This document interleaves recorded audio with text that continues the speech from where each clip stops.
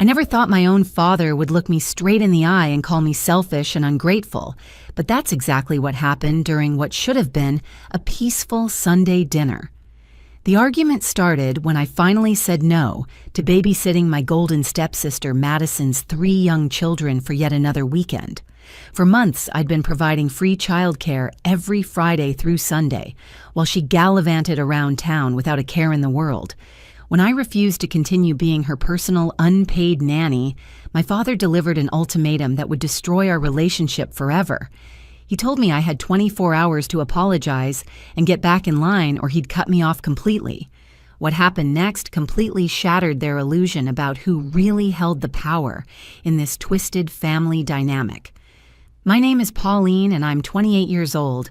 I work as a freelance graphic designer, which means my income fluctuates, and I have to hustle constantly to make ends meet.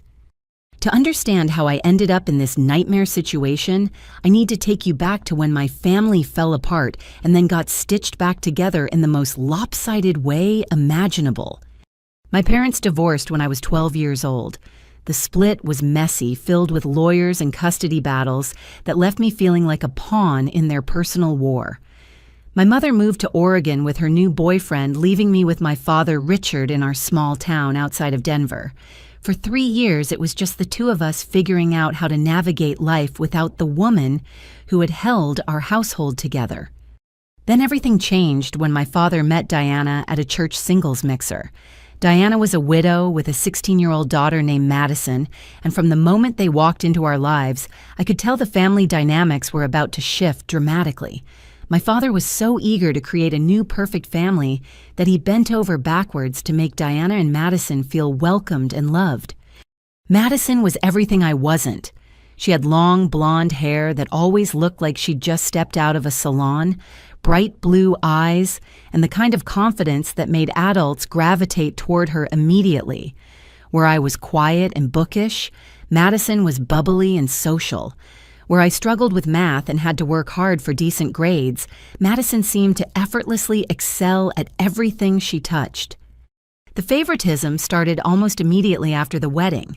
For my 17th birthday, I received a $50 gift card to Target and a card with a generic message.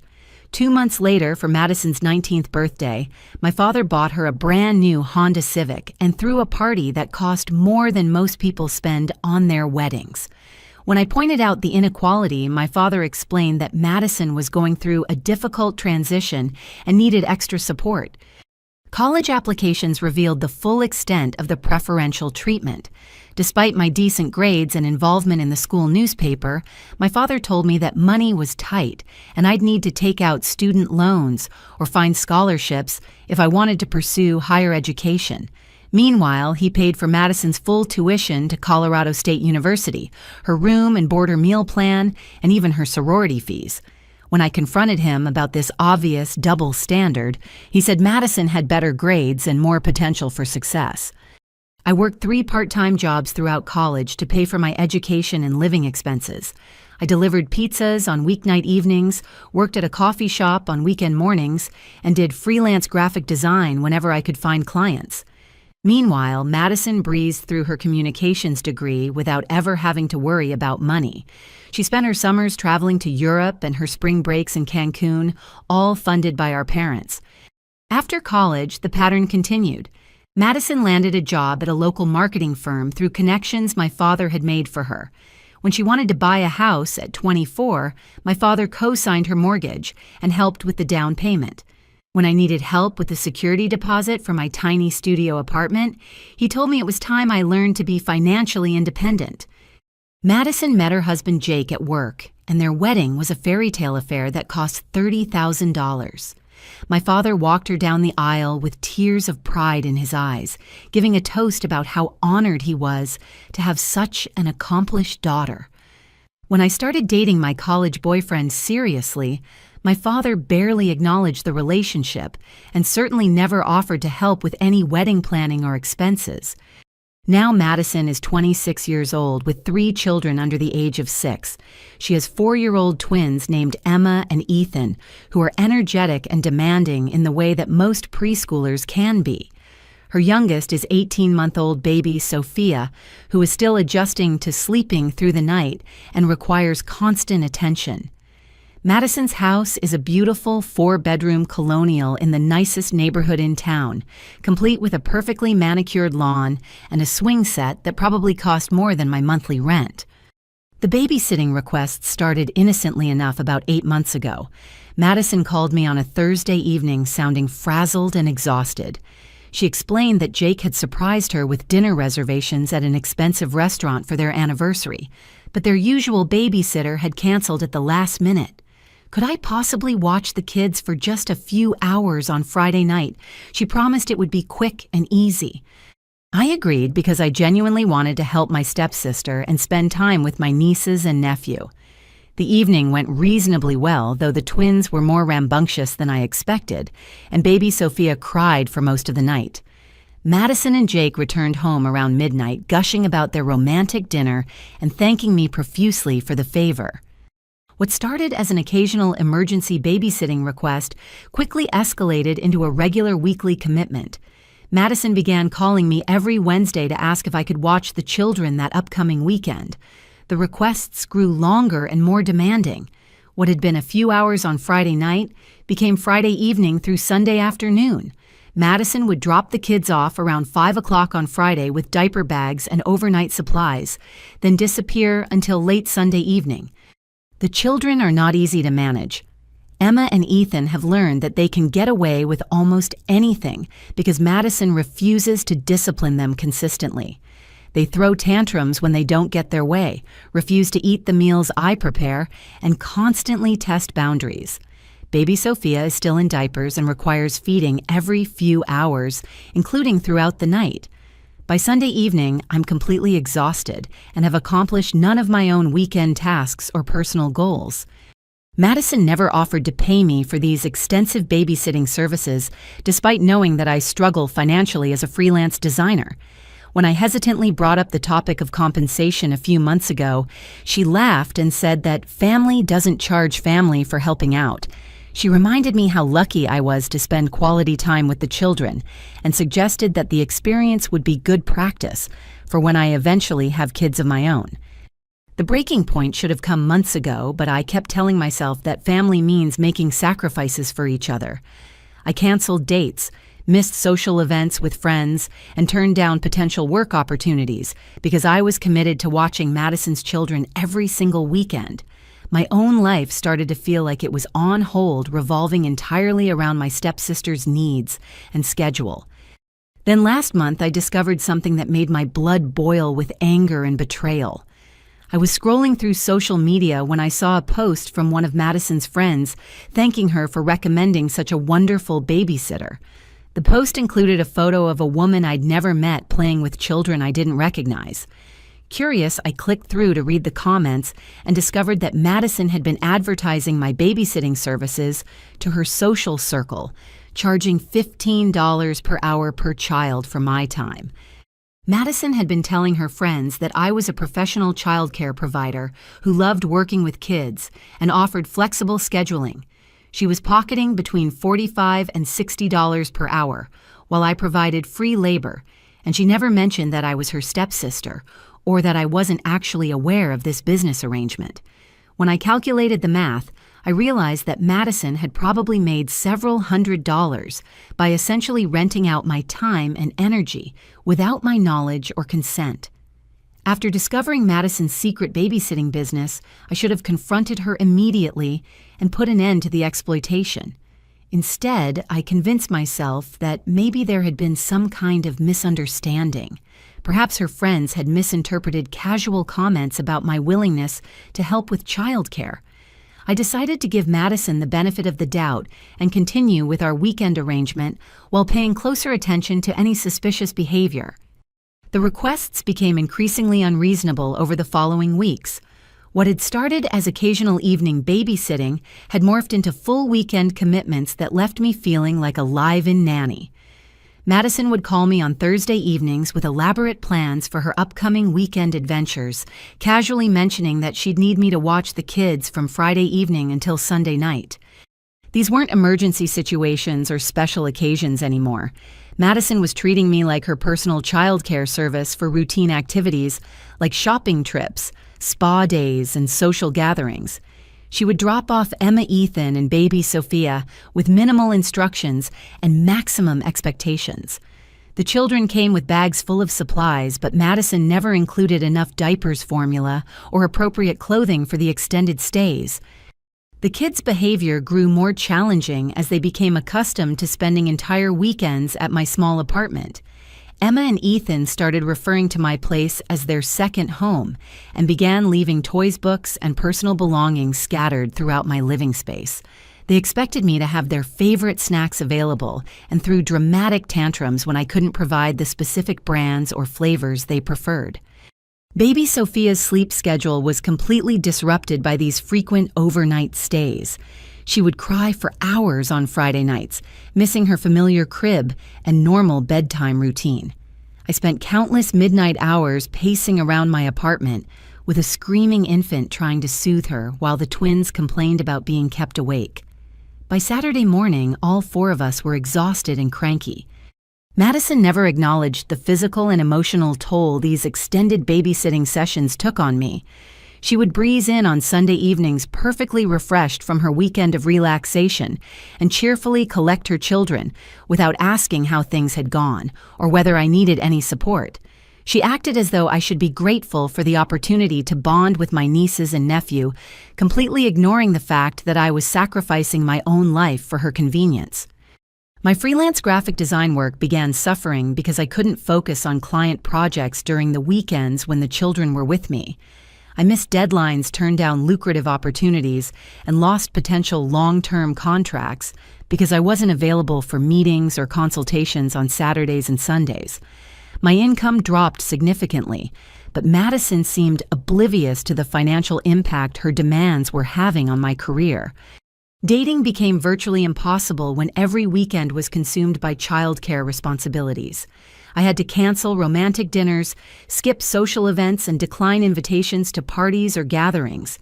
When I was interested in suggested weekend activities, I had to explain that I was unavailable due to family commitments.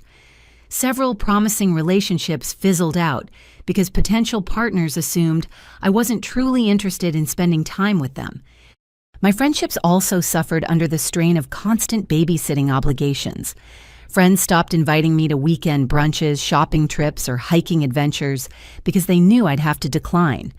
I felt increasingly isolated and resentful watching my social circle shrink, while Madison's social life expanded with the help of my free labor. The situation reached a new level of absurdity when Madison started extending her trips without advance notice. She would call me on Saturday afternoon to casually mention that she and Jake had decided to stay an extra night at wherever they were visiting. These spontaneous extensions meant that I had to rearrange my own plans and purchase additional supplies for the children without any reimbursement or apology. One particularly frustrating weekend, Madison dropped off the kids on Friday for what was supposed to be a single overnight stay. She claimed she and Jake had concert tickets and would return by Saturday evening. Instead, she called Saturday morning to inform me that they'd decided to make a romantic weekend out of the trip and would be back on Sunday. Then Sunday afternoon brought another call pushing their return to Monday morning because they'd met some friends and wanted to extend the celebration. I spent 3 days caring for 3 young children in my tiny one-bedroom apartment without adequate supplies or preparation. The twins missed their swimming lessons and a birthday party they'd been excited about attending. Baby Sophia developed a mild fever that had me worried enough to consider calling a doctor, but I couldn't reach Madison for guidance about medications or emergency contacts. When Madison finally returned Monday evening, she seemed annoyed that I was upset about the extended timeline and lack of communication. The final straw came when I realized that Madison had been systematically manipulating the children's understanding of our arrangement. During one of our weekend stays, 4-year-old Emma looked up at me with her big blue eyes and said that Mommy had told her that watching them was my job because I didn't have a real family of my own.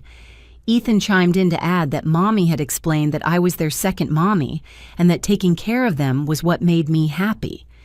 I was horrified to realize that Madison had been teaching her children to see me as a built-in caregiver, rather than their aunt who was helping out of love and kindness. She'd created an expectation in their young minds that my time and energy belonged to them by default, rather than being a generous gift from someone who cared about their well-being. The children had started making demands rather than requests, assuming that I would automatically accommodate their preferences and schedules. Baby Sophia had begun reaching for me immediately when Madison dropped her off as if she expected me to take over parenting duties, without question. While part of me was touched by her trust and affection, I was disturbed by the realization that Madison was essentially training her children to see me as an alternate parent figure, rather than an extended family member who occasionally provided support. The psychological manipulation became even clearer when Emma asked me why I didn't have children of my own if I was so good at taking care of them.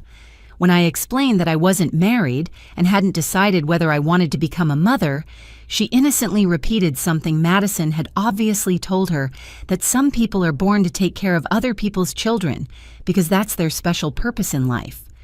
I realized that Madison had been filling her children's heads with the narrative that I was naturally suited for childcare, and that providing this service was my primary contribution to the family. She'd essentially convinced them that I existed to support their needs and preferences rather than being an independent adult with my own goals, dreams, and relationships to prioritize. The weekend that finally shattered my tolerance for Madison's exploitation began on a crisp Friday evening in late October. I'd been looking forward to a rare weekend without babysitting duties because Madison hadn't called with her usual Thursday evening request. I'd made plans to attend a networking event for local graphic designers on Saturday morning, followed by a lunch date with a man I'd been seeing for a few weeks. Sunday was reserved for catching up on client work and enjoying some much-needed solitude. Those plans evaporated when Madison showed up at my apartment door at 6 o'clock Friday evening with all 3 children in tow, looking frazzled and slightly desperate. She explained that Jake had surprised her with last-minute reservations at a romantic bed and breakfast about 2 hours away, and their regular babysitter had come down with the flu. Could I possibly watch the kids just for tonight? She promised they'd be back by noon on Saturday and she'd make it up to me somehow. Against my better judgment, I agreed to help because Madison seemed genuinely stressed, and I didn't want to be responsible for ruining their romantic getaway. She quickly transferred car seats, diaper bags, and overnight supplies while rattling off basic instructions about bedtimes and meal preferences. The children seemed excited about their impromptu sleepover, and I convinced myself that one night of babysitting wouldn't derail my weekend plans too dramatically. Madison and Jake drove off in their SUV, waving cheerfully as they headed toward their romantic retreat. I settled in for what I expected to be a relatively calm evening with Emma, Ethan, and baby Sophia. The twins were initially cooperative, playing with toys I'd accumulated during previous visits while I prepared their dinner and got Sophia situated with her bottle and snacks. The problems began around midnight when both twins started complaining of stomach aches. Within an hour, they were taking turns vomiting in my bathroom while running low-grade fevers. Baby Sophia seemed to be developing similar symptoms, becoming fussy and refusing her bottle. I spent the entire night cleaning up messes, taking temperatures, and trying to keep everyone hydrated while they battled what appeared to be a stomach bug. By Saturday morning, all 3 children were sick and miserable. The twins couldn't keep food down, and Sophia was having digestive issues that required constant diaper changes and careful monitoring. I called Madison multiple times throughout the morning, but her phone went straight to voicemail. I left detailed messages explaining the situation and asking for guidance about medications, doctor contacts, and when she planned to return. Madison finally called me back around noon, sounding relaxed and slightly annoyed by my interruption. When I explained that all 3 children had stomach flu and needed their mother's care, she sighed heavily and said she'd try to cut the trip short. However, she mentioned that they'd already paid for both nights at the bed and breakfast, and Jake was really looking forward to the couple's massage they'd booked for Sunday morning. Could I possibly handle things for just one more night? I was exhausted, overwhelmed, and frustrated by her casual attitude toward her children's illness. The twins were crying for their mommy baby. Sophia needed more specialized care than I could provide, and I'd already canceled my networking event and lunch date. When I insisted that she needed to come home immediately, Madison became defensive and accused me of overreacting to a simple stomach bug. The conversation escalated when I pointed out that I wasn't qualified to make medical decisions for her children, and that they clearly needed their parents during their illness. Madison dismissed my concerns, saying that kids get sick all the time, and that I was being dramatic. She suggested giving them bland foods and plenty of fluids, as if I hadn't already been doing exactly that for the past 12 hours. I spent Saturday night caring for 3 sick children in my small apartment, feeling increasingly angry and resentful about Madison's selfish behavior. The twins were too weak to play or engage in normal activities, and baby Sophia required almost constant attention as her symptoms worsened. I couldn't sleep because someone was crying, vomiting, or needing comfort every few hours throughout the night. Sunday morning brought another frustrating phone call from Madison. Instead of rushing home to care for her sick children, she cheerfully announced that she and Jake had decided to extend their romantic getaway through Sunday night. They discovered a cute little town near the bed and breakfast and wanted to explore the local shops and restaurants. She'd be home Monday morning, refreshed and ready to take over with the kids. I was furious. Here I was dealing with 3 sick children who needed their mother's comfort and care, while Madison was gallivanting around tourist shops without a care in the world. When I angrily pointed out that her children had been asking for her all weekend and were genuinely unwell, she laughed and said kids are resilient and would be fine with their favorite aunt taking care of them. The final insult came when Madison mentioned that she'd been posting photos on Instagram throughout their extended romantic weekend. While I was cleaning up vomit and monitoring fevers, she was enjoying spa treatments, gourmet meals, and scenic hiking trails. She'd been documenting every moment of her relaxing getaway while leaving me to handle the crisis she'd dumped in my lap. Madison finally returned Monday evening around 9 o'clock, looking tan-rested and completely refreshed from her extended vacation. She walked into my apartment carrying shopping bags full of expensive clothing and artisanal souvenirs, barely glancing at her children who ran to greet her with obvious relief. When I tried to explain how difficult the weekend had been, she waved off my concerns and said she'd known I could handle anything that came up. She spent less than 10 minutes collecting her children's belongings and loading them into car seats, seemingly oblivious to my exhaustion and frustration. As she was leaving, she casually mentioned that she'd need me to watch the kids again the following weekend because she and Jake had tickets to a concert series. When I hesitated, she smiled and said she knew she could count on me because I was such a natural with children. After they left, I sat in my quiet apartment, surrounded by the aftermath of the weekend from hell. Dirty sheets needed washing, toys were scattered everywhere, and my entire living space smelled like sick children and cleaning products. I'd lost a potentially valuable networking opportunity, canceled a promising romantic date, and spent 3 days feeling like an unpaid emergency babysitter rather than a caring family member. But the discovery that truly broke my spirit came when I checked social media that evening. Madison had posted a series of Instagram photos from their spontaneous spa weekend, showing herself and Jake enjoying couples massages, gourmet dinners, and scenic hikes. The captions were full of hearts and gratitude for their amazing romantic getaway, with several comments from friends expressing envy about their perfect relationship and adventurous lifestyle. Meanwhile, I found text messages Madison had sent to various family members throughout the weekend, explaining that she was helping during a family emergency while I dealt with sick children. She'd portrayed herself as a devoted mother who was reluctantly taking a much-needed break while her responsible stepsister handled a minor crisis. The texts painted me as eager to help and completely capable of managing any situation rather than an overwhelmed woman who'd been abandoned during a childcare emergency. The Monday evening after the disastrous sick children weekend, I knew I couldn't continue enabling Madison's exploitation and manipulation. I'd spent 3 sleepless nights caring for her sick children while she enjoyed a spa retreat, and her casual dismissal of my concerns had finally pushed me past my breaking point. I decided to confront her directly about the lies, the secret babysitting business, and the complete disregard for my own life and well-being. I called Madison Tuesday morning after I'd had some time to process the weekend and organize my thoughts. I wanted to approach the conversation calmly and rationally, rather than lashing out in anger, even though I was furious about how she'd handled the situation. When she answered the phone, she sounded chipper and relaxed, probably still basking in the afterglow of her romantic getaway.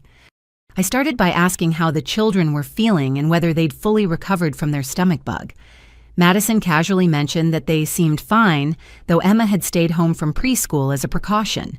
She thanked me again for handling everything so well over the weekend, adding that she'd known I would rise to the occasion because I was such a capable and caring person. Then I brought up the Instagram photos and asked why she'd been posting happy vacation pictures while her children were sick and asking for their mommy. Madison's tone shifted slightly as she explained that she hadn't wanted to worry her social media followers with negative posts about sick kids. She said the photos were from earlier in the weekend before she'd known about the children's illness, and that she'd simply delayed posting them until after the crisis was over. I pointed out that the metadata on the photos showed they'd been taken throughout Sunday, long after she'd known about the stomach bug situation. Madison became defensive, saying she didn't appreciate me stalking her social media and analyzing the timestamps of her personal posts. She accused me of being overly dramatic about a simple stomach virus and suggested that I was jealous of her romantic relationship with Jake. The conversation escalated when I mentioned the text messages she'd sent to family members portraying the weekend as a family emergency that she was heroically managing from a distance. Madison claimed there had been a miscommunication and that she'd simply wanted to keep everyone informed about the children's condition. When I pointed out that her messages made it sound like she was actively helping rather than enjoying a spa vacation, she became irritated and accused me of nitpicking her communication style. Then I brought up the real issue that had been eating away at me for months, the discovery that she'd been charging her friends for my babysitting services without my knowledge or consent. I asked her to explain why several of her social media contacts had thanked her for recommending such a wonderful childcare provider and why she'd been advertising my services at $15 per hour per child. Madison's response revealed the depth of her entitlement and manipulation. She didn't deny the charges or express any remorse for essentially pimping out my time and energy. Instead, she explained that her friends had been complaining about difficulty finding reliable babysitters, and she'd simply mentioned that I was available and enjoyed working with children. When they'd offered to pay for my services, she'd accepted the money on my behalf and planned to surprise me with the payments later. I asked why she'd never mentioned these paid babysitting arrangements or given me any of the money she'd collected. Madison claimed that she'd been saving the payments as a surprise gift for my birthday or Christmas, wanting to show her appreciation for all my help with her own children. She suggested that I was being ungrateful and suspicious by questioning her motives, especially when she'd been trying to do something nice for me. The lies were so transparent and insulting that I lost my composure. I pointed out that my birthday had passed 3 months earlier, without any surprise payment or acknowledgement of the money she'd collected. I also mentioned that she'd never asked my permission to advertise my services or discussed my availability with potential clients. Madison had essentially been running a small business using my labor without any input or consent from me. Madison's defensive strategy shifted to playing the victim. She claimed that I was being unreasonable and hurtful by attacking her generosity and family loyalty.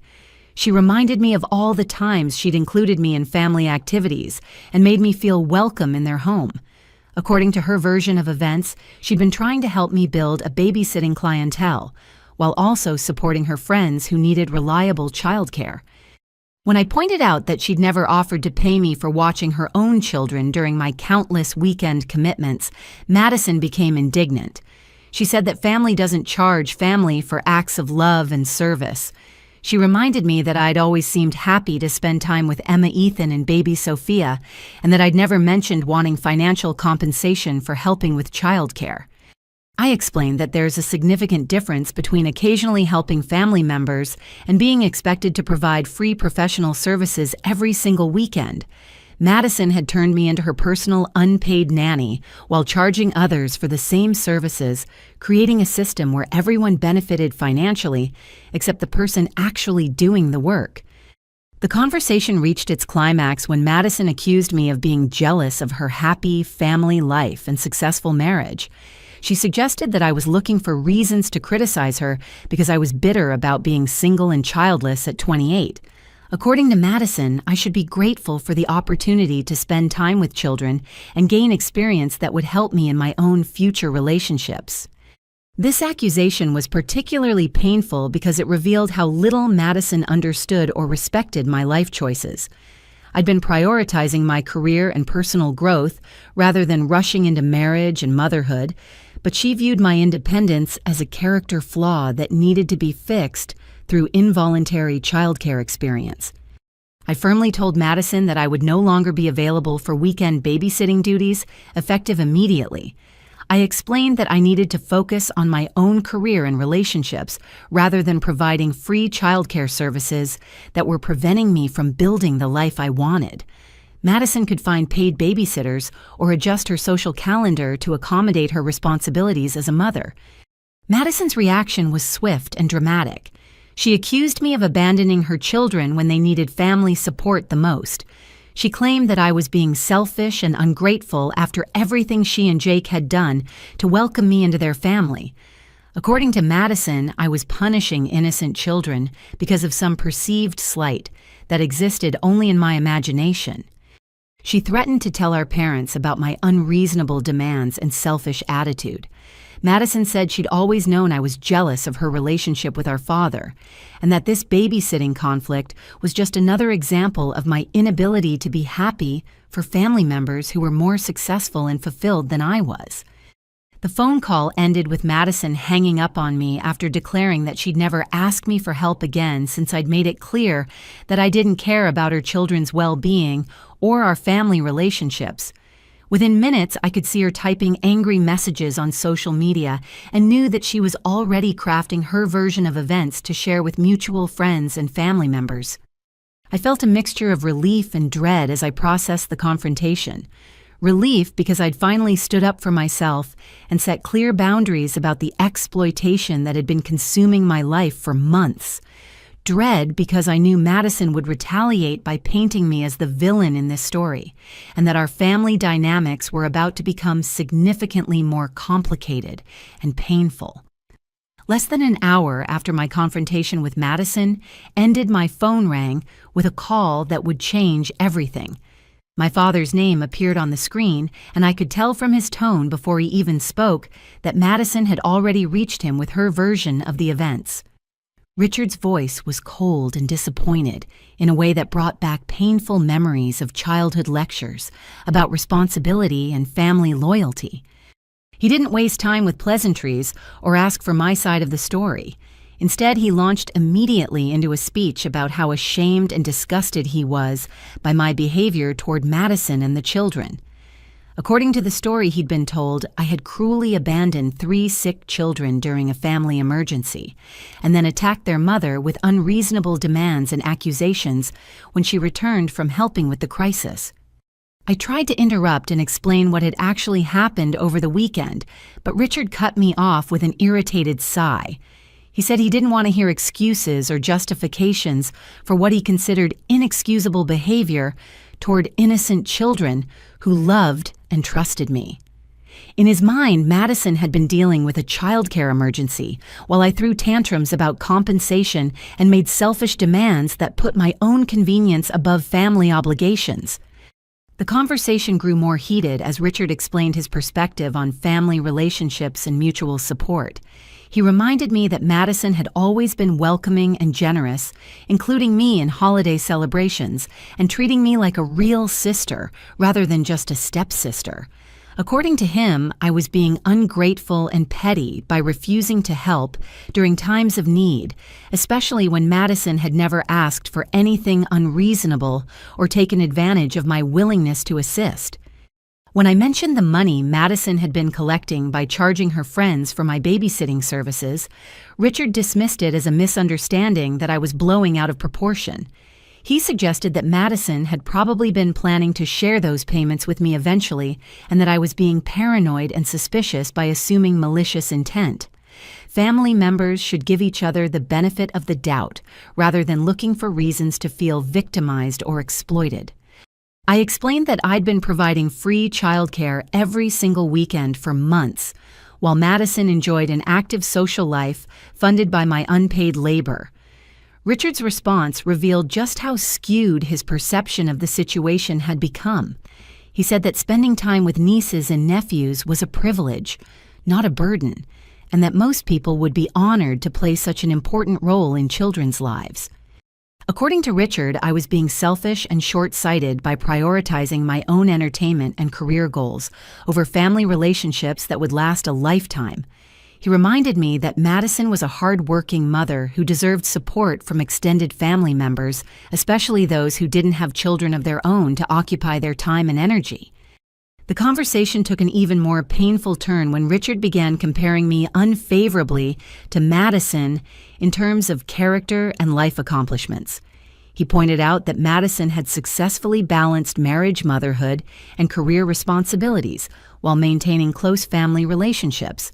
Meanwhile, I was still single at 28, struggling financially as a freelance designer, and apparently unable to maintain healthy family connections due to my self-centered attitude. This comparison stung deeply because it revealed how Richard viewed my life choices and priorities.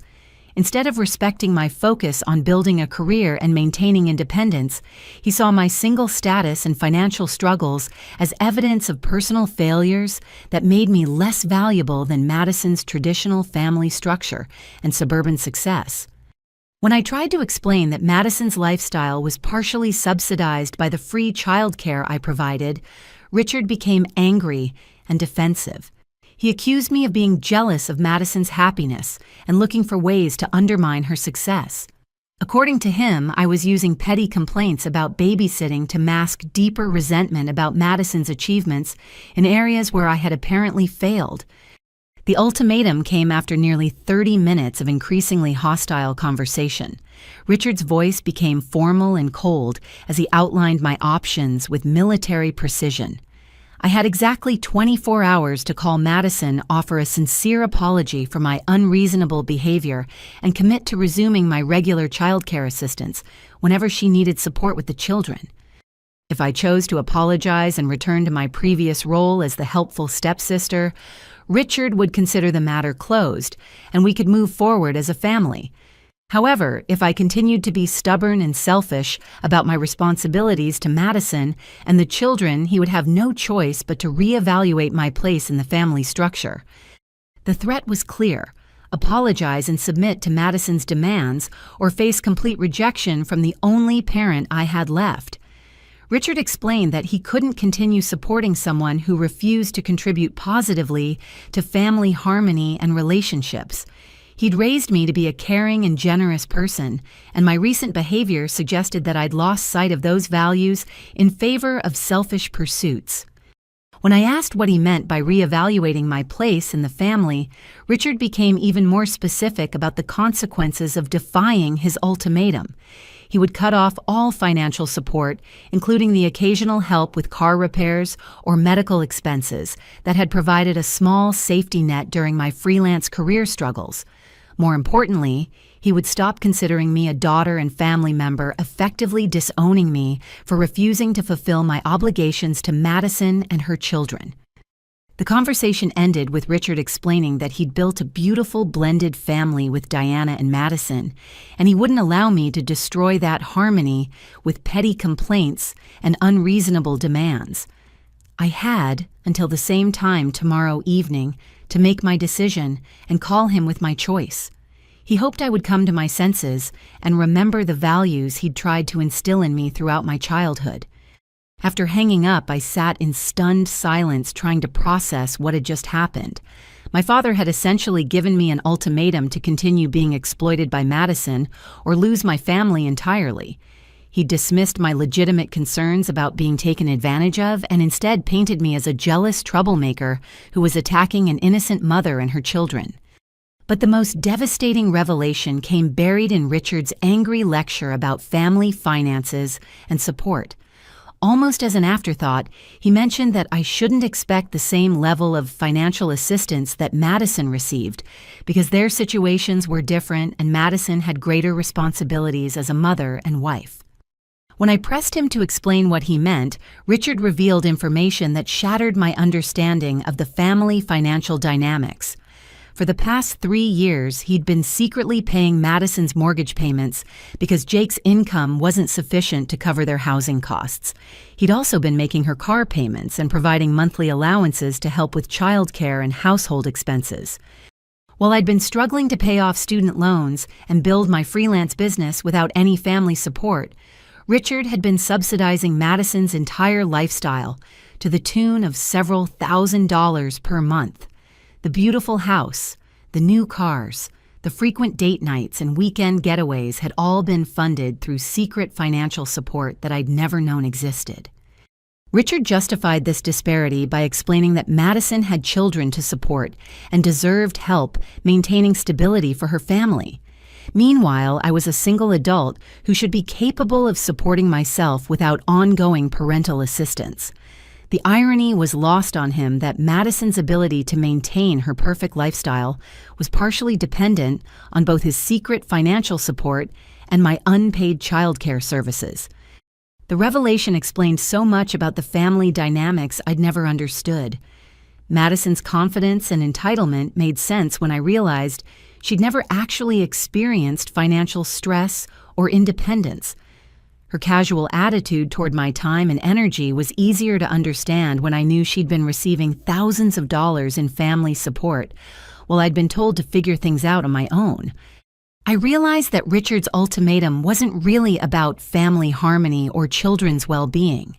It was about protecting an elaborate system of favoritism and financial support that kept Madison's perfect life afloat, while positioning me as the free labor that made their arrangement possible. My refusal to continue providing unpaid childcare threatened to expose just how much assistance Madison required to maintain her facade of success and independence. The 24 hours Richard had given me to decide my fate felt both endless and impossibly short. I spent Tuesday night and most of Wednesday alternating between anger, grief, and a strange sense of relief that the family dynamics I'd struggled with for years were finally being exposed in their full, ugly truth. By Wednesday afternoon, I knew what I had to do, even though it would cost me the only parent I had left. I'd spent my entire adult life trying to earn Richard's approval and acceptance, constantly hoping that if I just worked harder or needed less or caused fewer problems, he might start treating me with the same love and respect he automatically gave Madison. The ultimatum forced me to confront the painful reality that his love had always been conditional, based on my willingness to serve his golden child, rather than any inherent value I possessed as his daughter. Making the decision to cut contact wasn't really about choosing between my own well-being and family relationships. It was about finally accepting that I'd never actually had the family relationships I'd been desperately trying to preserve. Richard had made it clear that my role in his life was to support Madison's needs and preferences, not to exist as an independent person with my own goals and boundaries. Wednesday evening, exactly 24 hours after Richard's ultimatum, I called him back with my answer. When he picked up the phone, his voice carried a tone of expectant satisfaction, as if he already knew I'd chosen to apologize and submit to his demands. He probably assumed that the threat of losing my family would be enough to bring me back in line with his expectations. Instead, I told him that I wouldn't be apologizing to Madison or resuming unpaid babysitting duties. I explained that I'd finally understood the true nature of our family relationships and that I couldn't continue participating in a system where my value was determined solely by my willingness to serve others without expecting respect or consideration in return. Richard's reaction was swift and brutal. He told me that I was making the biggest mistake of my life by choosing selfishness over family loyalty. According to him, I would regret this decision for the rest of my life when I realized how much I'd given up for petty complaints about helping with childcare. He predicted that I'd end up alone and bitter, having destroyed relationships with people who truly cared about me because of my inability to think about anyone other than myself. I let him finish his speech about my character flaws and poor judgment before calmly explaining that I was prepared to accept the consequences of setting healthy boundaries. I told him that losing relationships built on exploitation and conditional love wasn't actually a loss at all, but rather an opportunity to build authentic connections with people who valued me as a complete person. The conversation ended with Richard officially disowning me as his daughter and warning me not to contact him or Madison again unless I was ready to apologize and make amends for my selfish behavior. He said he'd informed Diana and the rest of the extended family about my choice to abandon my responsibilities and that I shouldn't expect anyone to support my decision to prioritize my own interests over family harmony. After hanging up, I immediately began taking practical steps to protect myself from further manipulation and harassment. I changed my phone number and blocked Richard, Madison, and Jake on all social media platforms.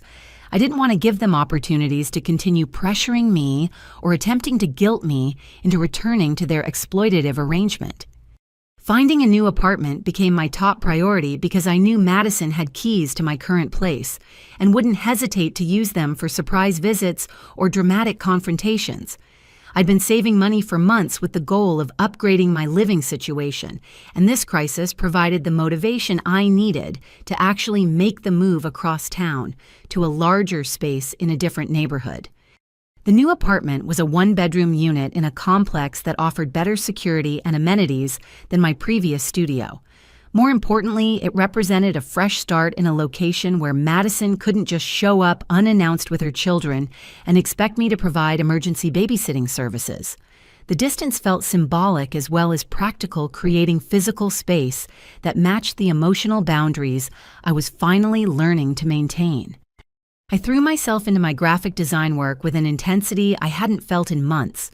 Without weekend babysitting obligations consuming my time and energy, I was able to take on additional projects and focus on building relationships with higher-paying clients. The increased income helped offset any financial support I'd been receiving from Richard, though I quickly realized that his assistance had been more psychological than practical. Starting therapy felt like a crucial step in processing the years of emotional manipulation and favoritism I'd endured. My therapist helped me recognize patterns of behavior that I'd normalized because they'd been present throughout my childhood and young adulthood. Learning to identify manipulation tactics and emotional exploitation gave me tools for building healthier relationships in the future. The therapy sessions also helped me work through the grief and anger surrounding my father's rejection. While I'd made the right choice for my own well-being, losing my relationship with Richard still felt like a significant loss that required time and support to process fully. My therapist helped me understand that grieving the family relationships I'd hoped to have was different from regretting the boundaries I'd established to protect myself.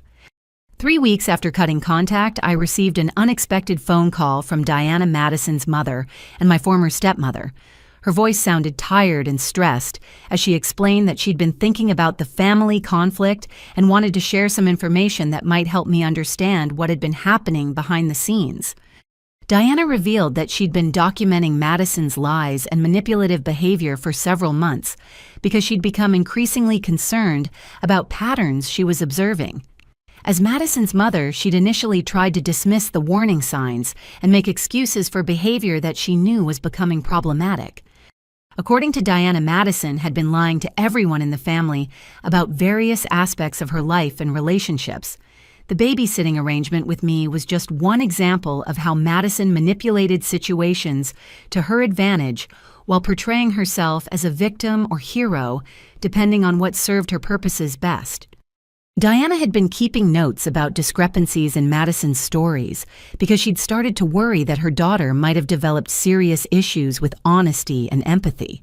The documentation included screenshots of social media posts that contradicted statements Madison had made to family members, as well as records of financial requests that didn't match the explanations Madison had provided about her needs. Most importantly, Diana had witnessed Madison coaching her children to make specific statements about me and our babysitting arrangement. She'd overheard Madison telling Emma and Ethan that I was their second mommy and that taking care of them was my special job. Diana had been horrified by the realization that Madison was manipulating her own children's understanding of family relationships to justify her exploitation of my time and kindness. Diana apologized for not speaking up sooner about Madison's behavior patterns. She explained that she'd been afraid of causing family conflict and had hoped that Madison would recognize her mistakes and change her approach to relationships. However, watching the situation escalate to the point where I felt forced to cut contact with the family had convinced Diana that her silence had been enabling harmful behavior rather than protecting family harmony. The months following my decision to cut contact with my father and Madison became a period of remarkable personal and professional growth. Without the constant drain of weekend babysitting obligations and family drama, I discovered energy and motivation that I'd forgotten I possessed. My graphic design business began thriving in ways I hadn't thought possible when my schedule was dominated by unpaid childcare duties. The first major breakthrough came when I was finally able to attend networking events and industry conferences on weekends. These professional gatherings had been completely inaccessible when I was committed to watching Madison's children every Friday through Sunday.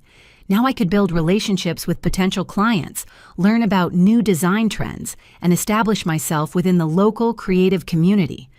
One particularly valuable networking event led to a connection with Sarah, the marketing director for a growing tech startup downtown. We struck up a conversation about brand identity design, and she mentioned that her company was looking for a freelancer who could help develop their visual marketing materials. What started as a casual conversation evolved into a long-term contract that significantly increased my monthly income. The financial stability from consistent freelance work allowed me to invest in better equipment and software for my design business.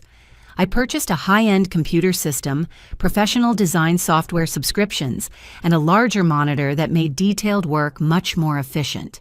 These improvements enhanced the quality of my output and enabled me to take on more complex projects that commanded higher rates. My social life experienced an equally dramatic transformation once I was available for weekend activities again. Friends who had stopped inviting me to events because of my constant babysitting commitments began including me in their plans. I rediscovered the joy of spontaneous dinner plans, hiking trips, and social gatherings that didn't require weeks of advance planning around Madison's schedule. Through one of these renewed friendships, I met Marcus at a community art fair where I was displaying some of my design work. He was there with his students from the elementary school where he taught 4th grade, and I was immediately drawn to his patient and enthusiastic interaction with the children. Unlike Madison's entitled and demanding kids, these students were respectful and curious about the creative process. Marcus and I started talking about art education and the importance of exposing children to creative thinking and problem-solving skills. His passion for teaching and genuine care for his students' development impressed me deeply. Here was someone who had chosen to work with children because he loved helping them learn and grow, not because he wanted to exploit free labor from family members. Our first official date was a Saturday afternoon visit to the Denver Art Museum, followed by dinner at a small restaurant downtown. I'd forgotten how wonderful it felt to spend a weekend evening focused on getting to know someone new rather than cleaning up after someone else's children. Marcus was interested in my design work, my goals for the future, and my thoughts on various topics that had nothing to do with childcare or family obligations. The relationship developed naturally over several months as we discovered shared interests in hiking, cooking, and exploring local arts and culture events. Marcus respected my independence and career ambitions rather than viewing them as obstacles to overcome or character flaws that needed correction. He supported my decision to prioritize professional growth and personal boundaries, understanding that these choices reflected strength rather than selfishness. More importantly, Marcus had healthy relationships with his own family members that served as examples of how relatives could support each other without exploitation or manipulation. His parents treated him and his siblings as independent adults with different strengths and challenges, offering help when requested, but not demanding specific forms of service or submission in return. The contrast between Marcus's family dynamics and the toxic relationships I'd escaped became even more apparent during holiday celebrations. His family gatherings involved genuine mutual support and respect, with everyone contributing according to their abilities and availability. No one was designated as the default caregiver or expected to sacrifice their own goals to serve others' convenience. My therapy sessions during this period focused on recognizing and celebrating the positive changes in my life, while continuing to process the grief and anger from my family relationships. My therapist helped me understand that building a healthy life after leaving toxic relationships requires both practical changes and emotional healing that takes time to develop fully.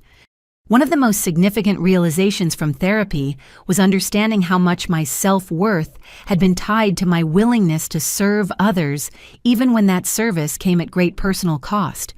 Learning to value my own time, energy, and goals as much as I valued other people's needs was a fundamental shift that affected every aspect of my decision-making and relationship building. The professional growth continued as my reputation in the local design community expanded through word-of-mouth referrals and successful project completions. I began getting calls from potential clients who had seen my work for other businesses and wanted similar brand development services. The referral network that developed organically felt much more sustainable and authentic than trying to build a career around other people's schedules and demands. By the end of my first year without family babysitting obligations, my income had nearly doubled compared to the previous year when weekends were consumed by unpaid childcare. The financial independence gave me confidence and security that I'd never experienced before, proving that my decision to prioritize my own career had been both personally and practically beneficial. The relationship with Marcus deepened as we supported each other through various challenges and celebrated each other's successes. He understood my commitment to maintaining independence and building my career, while I appreciated his dedication to his students and his teaching profession. We built a partnership based on mutual respect and shared values rather than dependency or obligation. 8 months after cutting contact with my family, I realized that I hadn't missed the constant drama and manipulation that had previously consumed so much of my emotional energy. The peace and stability of my new life felt like a luxury I'd never known I was missing until I finally experienced it consistently. The most unexpected development came when an elite design agency downtown called to offer me a position as their senior graphic designer. The opportunity had emerged through networking connections I'd built during weekend industry events, and the timing was perfect because I was no longer tied down by family obligations that would have made their schedule requirements impossible to meet. 6 months after I'd cut all contact with my father in Madison, I was settling into my new routine and feeling genuinely happy with the life I'd built. My design business was thriving. My relationship with Marcus was growing stronger, and I'd established a circle of friends who respected my boundaries and appreciated my friendship. The peace and stability felt like a gift I'd given myself by choosing self-respect over toxic family relationships. That tranquility was interrupted on a Tuesday evening in April when Diana called me from a number I didn't recognize. Her voice sounded strained and exhausted as she apologized for contacting me, despite knowing I'd requested no communication with family members. She explained that she was calling because the family situation had deteriorated dramatically, and she thought I deserved to know what was happening. According to Diana, Madison's marriage to Jake was falling apart in spectacular fashion. The crisis had begun when Jake discovered discrepancies in their family finances that led him to investigate Madison's spending habits and financial management more thoroughly. What he found was a pattern of lies, manipulation, and financial irresponsibility that had been hidden beneath Madison's carefully maintained facade of domestic success. The first red flag had emerged when Jake realized that Madison had been spending money designated for utility bills and mortgage payments on shopping trips and spa treatments. Bills were going unpaid while Madison continued her lifestyle of frequent retail therapy and expensive self-care services. When Jake confronted her about the missing money, Madison initially claimed there had been banking errors and misunderstandings about their account balances. However, Jake's deeper investigation revealed that Madison had been systematically deceiving him about their financial obligations and spending priorities. She'd been opening credit cards in both of their names without his knowledge, running up significant debt to fund her lifestyle, while telling him their finances were stable and well managed. The situation escalated when Jake discovered that Madison had been forging his signature on checks and financial documents. She'd been accessing his business accounts to transfer money for her personal use, essentially stealing from the construction company where Jake worked as a project manager. The theft had been disguised as legitimate business expenses, but Jake's employer had started asking questions about unusual transactions that didn't match any actual business activities. Diana explained that Madison's financial crimes had put Jake's career in jeopardy because his employer was considering whether to press charges for the missing funds. Jake was facing the possibility of losing his job and potentially facing criminal prosecution for theft he hadn't actually committed but couldn't easily prove he hadn't authorized. The marriage crisis was compounded by Jake's discovery of Madison's lies about the babysitting arrangements with me. When he'd asked Madison how they could afford frequent date nights and weekend getaways without childcare expenses, she'd told him that I volunteered my time out of love for the family and didn't want payment for helping with the children. Jake had only recently learned about Madison charging her friends for my babysitting services, while telling him I provided free childcare out of family loyalty. He was horrified to realize that his wife had been profiting from my labor while lying to him about the financial arrangements and my willingness to provide unpaid services. The revelation about my unpaid weekend babysitting duties had led Jake to calculate exactly how much Madison's lifestyle had been subsidized by my free labor. When he realized that they'd been able to enjoy expensive social activities every weekend because I was providing childcare worth hundreds of dollars per month, he began questioning every aspect of Madison's integrity and honesty. Diana revealed that Jake was now threatening divorce and seeking full custody of Emma, Ethan, and baby Sophia. He'd consulted with lawyers about protecting his assets and removing Madison's access to his financial accounts. The legal proceedings were moving quickly because Jake's attorney had advised him to act decisively to minimize his liability for Madison's financial crimes. The impact on Richard had been devastating, as Diana described it. My father was scrambling to manage multiple crises while trying to maintain his own business obligations. Madison's theft from Jake's employer had created liability issues that potentially affected Richard's financial guarantees and co-signing arrangements for Madison's various accounts and loans.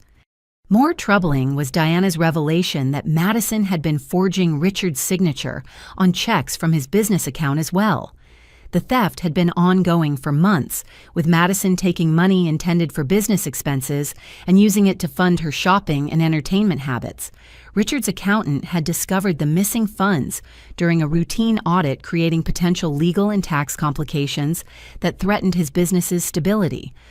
Diana explained that Richard was facing demands from his business partners to explain the missing money and demonstrate that he hadn't been stealing from the company himself. The situation was complicated by the fact that Madison had been careful to forge his signature accurately and had accessed accounts through legitimate channels, making it difficult to prove that Richard hadn't authorized the transactions. The financial pressure was compounded by Richard's ongoing secret support of Madison's lifestyle, which Diana was only now learning had been much more extensive than she'd realized. The monthly mortgage payments, car loans, and household allowances that Richard had been providing to Madison totaled several $1,000s per month, representing a significant drain on his resources that had been hidden from Diana throughout their marriage. Without my free weekend childcare services, Madison had been forced to hire professional babysitters to maintain her social schedule. The cost of paid childcare had created additional financial strain that made Madison's budget shortfalls more apparent and urgent. Diana estimated that my unpaid babysitting had been worth at least $800 per month in childcare expenses that Madison no longer had available for other spending. The crisis was affecting Diana's own marriage to Richard, as she struggled to understand how her husband had been secretly funding her daughter's lifestyle, while claiming they needed to be careful about their own expenses. She was questioning whether Richard's favoritism toward Madison had been influencing financial decisions that affected their shared future security and retirement planning. Diana admitted that she was considering separation from Richard because she couldn't trust his judgment about money and family relationships. The revelation that he'd been enabling Madison's irresponsible behavior while refusing to help me with basic needs like student loans had created resentment and disappointment that was damaging their marriage. Most painfully for Diana, she was watching her grandchildren suffer as their parents' marriage disintegrated around them. Emma and Ethan were confused and upset by the constant fighting and tension in their household. Baby Sophia was showing signs of stress from the unstable environment and lack of consistent caregiving routines. Diana's phone call ended with her expressing regret about not supporting me when I'd tried to establish boundaries with Madison months earlier. She realized now that I'd been protecting myself from a situation that was much more toxic and unsustainable than anyone had understood at the time. My decision to cut contact had ultimately been vindicated by events that proved Madison's character and behavior were fundamentally problematic. The weeks following Diana's revelation about the family crisis brought a flood of desperate attempts from my father and Madison to rebuild contact with me. The approaches were manipulative and transparent, alternating between fake remorse and angry accusations as they realized that their carefully constructed system of favoritism and exploitation was collapsing without my unpaid labor and silent acceptance of their treatment. Richard began leaving voicemails on my new phone number, which he'd apparently obtained through persistent detective work or mutual acquaintances. His messages started with formal apologies about being too harsh during our last conversation, gradually escalating to desperate pleas for forgiveness and assistance. He claimed that he was finally beginning to understand my perspective and wanted the opportunity to make amends for his mistakes in judgment. The early voicemails focused on Richard's assertion that families should stick together during difficult times, regardless of past conflicts or misunderstandings. He suggested that the current crisis with Madison proved how much the family needed my stability and level-headed approach to problem solving. According to Richard, I was the responsible one who could help guide everyone through this challenging period if I was willing to set aside my anger and resentment. As the family situation deteriorated further, Richard's messages became more specific about the financial and legal troubles they were facing.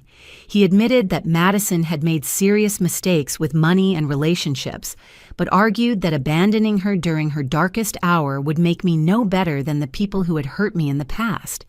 He appealed to my sense of compassion and family loyalty, suggesting that true strength meant helping people even when they hadn't earned or deserved that assistance. Madison's attempts at reconciliation were even more dramatic and manipulative. She created new social media accounts under variations of her name to circumvent the blocks I'd established on her main profiles. These accounts were used to send long messages that combined theatrical apologies with subtle accusations about my role in the family's current problems. Her messages claimed that losing my support and friendship had been a wake-up call that helped her recognize how much she'd taken my kindness for granted. Madison wrote eloquently about missing our relationship and regretting the misunderstandings that had driven us apart. She promised that things would be different if I gave her another chance to prove that she could be the sister I deserved. However, Madison's apologies were undermined by her simultaneous attempts to blame me for abandoning the family during their time of greatest need. She suggested that my decision to cut contact had created additional stress and instability that contributed to her marriage problems and financial difficulties. According to Madison, a truly loving family member would have worked through their grievances instead of walking away when things became challenging. The manipulation tactics became more sophisticated as Madison began using her children as emotional leverage. She sent photos of Emma, Ethan, and baby Sophia, along with messages about how much they miss their Aunt Pauline, and asked when I would come visit again. The children had apparently been coached to draw pictures and write notes expressing their love and confusion about my absence from their lives. One particularly manipulative message included a video of 4-year-old Emma crying and asking why Aunt Pauline didn't love them anymore. Madison's voice could be heard off camera, prompting Emma to say specific phrases about missing me and not understanding why I'd stopped visiting. The emotional manipulation was transparent and cruel, using innocent children's genuine confusion to try to guilt me into resuming contact. Diana served as an unwilling intermediary for many of these reconciliation attempts. Richard and Madison pressured her to call me with updates about family developments and requests for me to reconsider my decision to maintain no contact. Diana was clearly uncomfortable with this role but felt obligated to relay their messages while also trying to respect the boundaries I'd established. Through Diana, I learned that other family members had been recruited to the campaign to bring me back into the fold. Aunts, uncles, and cousins were being told selective versions of our conflict that portrayed me as stubborn and unforgiving, rather than someone who had been exploited and manipulated. These relatives began reaching out with their own messages about the importance of family forgiveness and unity during difficult times. The pressure campaign intensified when Richard began making veiled threats about my future relationship with potential nieces and nephews if Marcus and I decided to have children. He suggested that cutting myself off from my current family would create a pattern of isolation that would affect my ability to maintain stable relationships throughout my life. According to Richard, children needed extended family connections, and my future offspring would suffer from my inability to maintain healthy family relationships. Madison's approach became more aggressive as her legal and financial troubles mounted. She accused me of being vindictive and cruel for refusing to help during her darkest hour, claiming that I was enjoying watching her life fall apart as revenge for imagined slights. Her messages suggested that I had orchestrated the entire crisis by withdrawing my support at the moment when she needed family assistance most desperately. The most disturbing development came when Madison began showing up at places where she thought she might encounter me. She appeared at the coffee shop where I sometimes worked, the gym, where I had a membership, and even the grocery store near my apartment building. These surprise visits were designed to create opportunities for dramatic public confrontations, where she could appeal to my sympathy while making me look heartless for refusing to engage. During one of these ambush encounters, Madison approached me in the parking lot of my grocery store with baby Sophia in her arms. She launched into a tearful speech about how much she'd learned from her mistakes and how desperately she needed my guidance to become a better person. When I politely but firmly told her that I wasn't interested in resuming contact, she accused me of being cold and heartless toward an innocent baby who loved me. The manipulation reached its peak when Madison claimed that her children were suffering psychological damage from my absence and that I was partially responsible for their trauma. She suggested that Emma and Ethan were having nightmares and behavioral problems because they couldn't understand why their favorite aunt had abandoned them without explanation. According to Madison, I had a moral obligation to at least explain to the children why I no longer wanted to be part of their lives. My therapist helped me recognize these reconciliation attempts as classic patterns of manipulation, designed to pull me back into the toxic family system. The alternating between apologies and accusations, the use of children as emotional leverage, and the attempts to make me feel responsible for consequences of their own actions were all predictable tactics used by people who had lost control over someone they'd been exploiting. The most significant moment in this period came when Marcus proposed to me during a romantic dinner at the restaurant where we'd had our first official date. As he presented the engagement ring and spoke about wanting to build a life together based on mutual respect and genuine love, I realized how much my decision to prioritize healthy relationships had transformed my entire future. The proposal represented everything I'd been missing in my family relationships: genuine appreciation for who I was as a person, respect for my goals and boundaries, and commitment to building something together rather than one person serving another's needs. Marcus had never asked me to sacrifice my career, my friendships, or my personal interests to prove my love or loyalty. Instead, he supported my growth and independence as fundamental aspects of what made our relationship strong and sustainable. The contrast between Marcus's authentic love and my family's conditional acceptance became even more apparent as the reconciliation attempts continued. While Marcus encouraged my decision to maintain healthy boundaries and prioritize my own well-being, my family demanded that I sacrifice those boundaries to prove my worthiness of their affection and acceptance. The full extent of Madison's financial crimes became apparent in late spring when Richard's business accountant completed a comprehensive audit that had been demanded by his partners and potential creditors. What they discovered was a systematic pattern of theft that went far beyond the isolated incidents Diana had initially described. Madison had been stealing from Richard's construction business for over 18 months, forging signatures and manipulating records with a sophistication that suggested careful planning rather than impulsive mistakes. The missing funds totaled nearly $40,000, representing money that had been designated for equipment purchases, employee payroll, and vendor payments. Madison had been accessing business accounts through legitimate channels by copying Richard's signature style and using knowledge of company procedures she'd gained through family conversations about his work. The theft had been disguised as routine business expenses, making it difficult to detect until the accountant noticed patterns that didn't match actual business activities.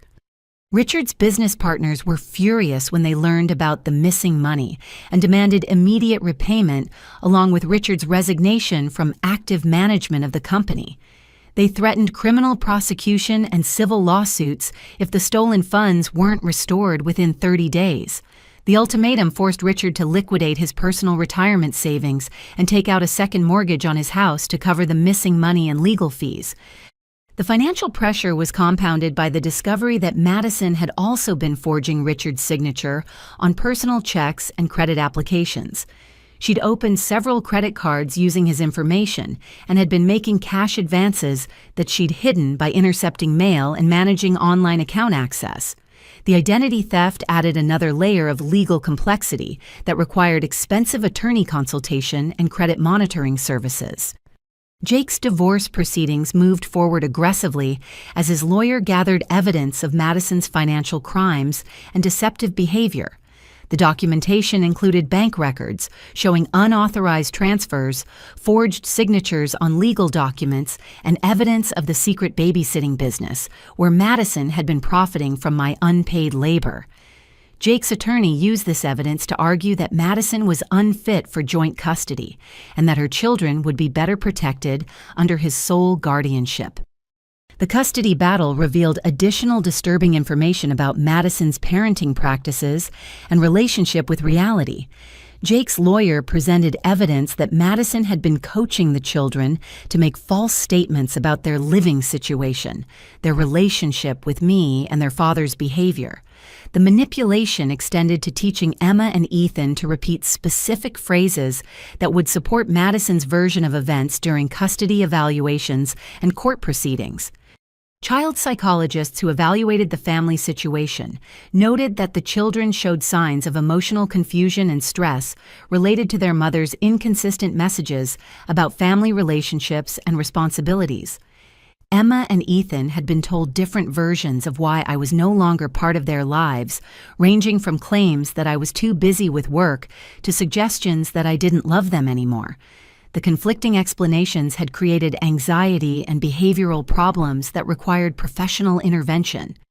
Baby Sophia's development had been affected by the unstable household environment and Madison's increasing emotional volatility as her legal troubles mounted.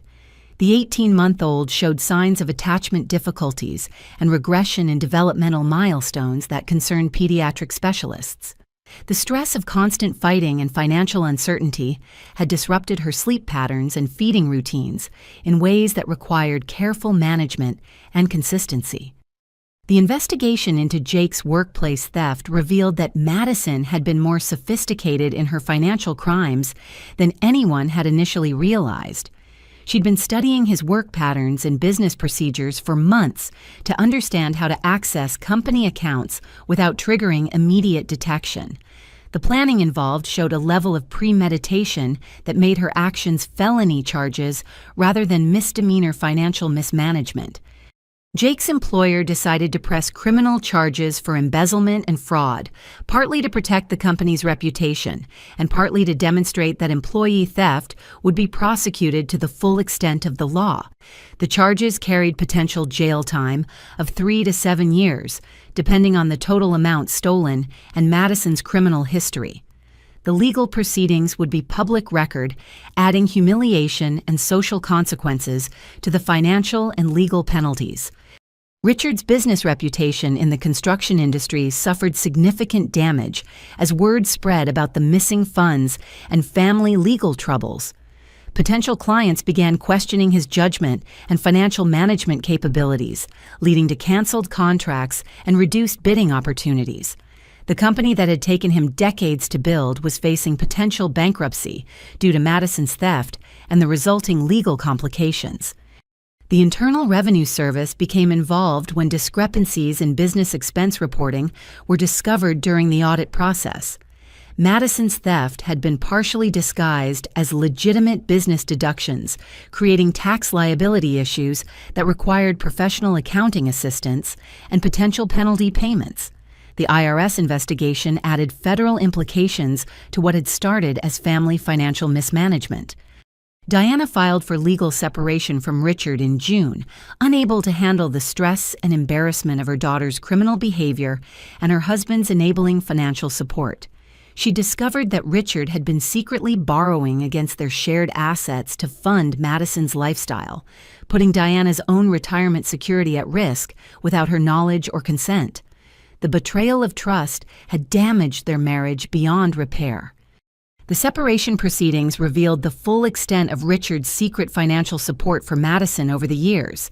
Diana's attorney calculated that Richard had provided over $200,000 in direct support loan guarantees and financial assistance since Madison's wedding. The money had come from accounts and investments that Diana had assumed were being saved for their retirement and future security. The house that Richard and Diana had shared for 15 years went on the market as part of the financial restructuring required to pay legal fees and restore stolen business funds. The forced sale meant that Richard would lose most of his remaining equity and would need to find rental housing at age 62 while trying to rebuild his damaged business reputation and depleted savings. Madison's legal troubles escalated when additional victims of her financial manipulation came forward during the criminal investigation. Several of her friends revealed that she'd borrowed money under false pretenses, claiming family emergencies and financial hardships that didn't actually exist.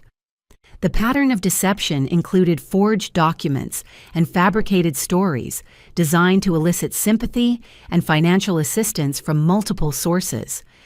The mounting evidence of systematic fraud and manipulation painted a picture of someone whose relationship with honesty and reality had become seriously distorted. Madison's lawyer advised her to consider a plea bargain that would involve restitution payments and supervised probation, rather than risking a trial that could result in significant prison time.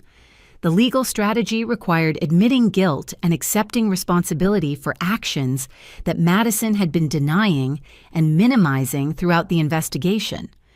Richard's desperate phone calls to me increased in frequency as his financial and legal situation deteriorated. His voicemails revealed the full scope of the crisis and included specific details about how much money was needed to prevent bankruptcy and criminal prosecution. He begged me to consider providing financial assistance or character testimony that might help mitigate the legal consequences for Madison and preserve what remained of the family's reputation and assets. The irony wasn't lost on me that Richard was now asking for help from the daughter he'd disowned for refusing to provide unpaid babysitting services. The man who had told me I was selfish and ungrateful was now desperately seeking assistance from someone he'd cut off completely when I'd established basic boundaries about being exploited. His pleas for financial help came from someone who had refused to assist with my student loans while secretly funding Madison's entire lifestyle. The most devastating revelation came when Richard offered to sign over his life insurance policy to me as compensation for past mistreatment and as security for any financial assistance I might provide. The gesture revealed how completely his world had collapsed and how desperate he'd become to find any source of help or forgiveness. The man who had once held ultimate authority over family relationships was now begging for acceptance from the daughter he'd rejected. By late summer, Richard's situation had become truly desperate as the legal and financial consequences of Madison's actions continued to cascade through every aspect of his life. The business he'd spent 30 years building was facing bankruptcy proceedings. His marriage to Diana was ending in divorce, and he was living in a small studio apartment after losing the family home to foreclosure. At 62 years old, he was working part-time at a hardware store to pay for basic living expenses while trying to manage multiple lawsuits and criminal proceedings.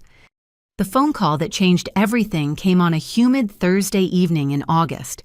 Richard's voice sounded broken and aged in a way that shocked me, despite months of knowing about his troubles. He'd obtained my new number through Diana, who had reluctantly agreed to provide it after Richard convinced her that he needed to make a formal apology and attempt at reconciliation before his legal situation became even worse. Richard began the conversation by taking full responsibility for his treatment of me over the years, and specifically for the ultimatum that had ended our relationship. He acknowledged that I'd been right about Madison's character and behavior, and that his favoritism and enabling had created the monster who had ultimately destroyed his life and business. The admission was painful to hear because it validated everything I'd tried to tell him months earlier when he'd refused to listen. He explained that losing his business and home had given him perspective on what truly mattered in life, and that he'd realized too late how much he'd valued the wrong priorities and relationships. According to Richard, I had been the loyal and responsible daughter all along, while Madison had been using his love and support to fund a lifestyle built on lies and exploitation. He'd been blind to her manipulation because he'd wanted so desperately to believe in the perfect family he thought he'd created. The most heartbreaking part of his confession involved his recognition of how differently he'd treated his two daughters throughout our childhood and young adulthood. Richard admitted that he'd given Madison opportunities, financial support, and emotional validation that he'd withheld from me based on assumptions about our potential and worthiness. He'd somehow convinced himself that I was stronger and more independent, therefore needing less support, while Madison required extra help to reach her potential. Richard revealed that Diana's decision to leave him had been the final wake-up call about how his enabling and favoritism had damaged everyone in the family, including Madison herself. Diana had pointed out that his refusal to let Madison face consequences for her actions had prevented her from developing the character and judgment skills she needed to be a successful adult. His overprotection had actually handicapped Madison, while his neglect had forced me to develop resilience and independence. The conversation took an even more painful turn when Richard described his current living situation and the reality of starting over at his age with no savings damage credit and a criminal record associated with his name through Madison's crimes. He was working 20 hours per week at a hardware store for minimum wage, living in a studio apartment with shared bathroom facilities, and eating most of his meals from dollar store canned goods and instant noodles. His former business partners had pursued every legal avenue to recover their losses, leaving Richard with garnished wages and liens against any future assets he might acquire. The bankruptcy proceedings had eliminated most of his debt, but also destroyed his credit rating and professional reputation in the construction industry. At 62, he was essentially starting his financial life over from zero while dealing with health issues related to stress and poor nutrition. Madison was facing an 18-month prison sentence after accepting a plea bargain that required full restitution to all victims of her financial crimes. The payment schedule would extend for 10 years beyond her release date, meaning that any income she earned would be partially garnished to repay the money she'd stolen. Jake had been awarded sole custody of the children, and Madison would have only supervised visitation rights upon her release from prison. The children were struggling with the loss of their mother and the dramatic change in their living situation, though Jake was providing them with counseling and stability that they'd never experienced during Madison's chaotic parenting. Emma and Ethan were slowly learning to tell the truth about their feelings and experiences instead of repeating coached responses designed to manipulate adults. Baby Sophia was thriving under Jake's consistent care and structured routines. Richard's voice broke as he described visiting the children at Jake's new house across town and seeing how much happier and more secure they seemed without Madison's constant drama and manipulation. Emma had stopped asking when Mommy was coming home and instead talked excitedly about activities with Daddy and their new babysitter, who treated childcare as a professional responsibility rather than an opportunity for exploitation. The reason for Richard's call became clear when he asked if I could find it in my heart to forgive him enough to let him attend my wedding to Marcus, which he'd learned about through Diana's ongoing contact with me. He wanted the opportunity to walk me down the aisle as a gesture of reconciliation and to demonstrate to everyone that he finally recognized my worth and loved me as his daughter. The request was both touching and complicated, given the months of no contact and the pain of his earlier rejection. Richard offered to sign over his life insurance policy to me, regardless of whether I agreed to reconciliation, saying that it was the only asset he had left to offer as compensation for years of mistreatment and favoritism. The policy had a $50,000 benefit that would come to me upon his death, which he hoped would provide some financial security and demonstrate his genuine remorse for past mistakes. He promised to attend therapy and work on understanding the enabling behaviors and favoritism that had created such toxic family dynamics. Richard acknowledged that rebuilding trust would require consistent actions over time rather than words or grand gestures, and that I had every right to maintain boundaries while deciding whether to allow him back into my life gradually. The conversation ended with Richard expressing hope that someday his grandchildren might know me as their aunt, since Jake had indicated willingness to maintain family connections that were healthy and positive for the children's development. Richard wanted the opportunity to tell Emma, Ethan, and Sophia about their wonderful aunt, who had tried to protect them from their mother's manipulation, even though they'd been too young to understand what was happening at the time. After hanging up, I sat with Marcus and processed the complex emotions that Richard's call had stirred up. Part of me felt vindicated that he finally understood the truth about Madison and the family dynamics I'd been trying to explain for years. Another part of me felt sad about the price he'd paid for learning these lessons and the years we'd lost due to his stubborn favoritism and refusal to listen to my perspective. Marcus supported whatever decision I wanted to make about reconciliation, but encouraged me to take time to think through the implications carefully. We discussed the difference between forgiveness and resuming relationship and whether it was possible to have compassion for Richard's situation while still protecting myself from potential future manipulation or disappointment. The most significant factor in my decision-making process was recognizing how much my life had improved since cutting contact with the toxic family dynamics. I was successful, professionally happy in my relationship, and surrounded by people who respected my boundaries and valued my contributions. Allowing Richard back into my life would need to enhance rather than threaten the stability and happiness I'd worked so hard to build. After several weeks of careful consideration and multiple therapy sessions, I decided to meet with Richard under very specific conditions that would protect my emotional well-being while allowing the possibility of gradual reconciliation. The meeting was scheduled to take place at my therapist's office with her present as a neutral mediator who could help facilitate healthy communication and intervene if the conversation became manipulative or harmful. I prepared for the meeting by writing down the specific boundaries and expectations I needed to communicate clearly. These included absolute prohibition on discussing Madison unless I brought up the topic, no requests for financial assistance or favors of any kind, and no guilt trips about family loyalty or obligations. Any future relationship would need to be built slowly through consistent, respectful behavior rather than dramatic gestures or promises.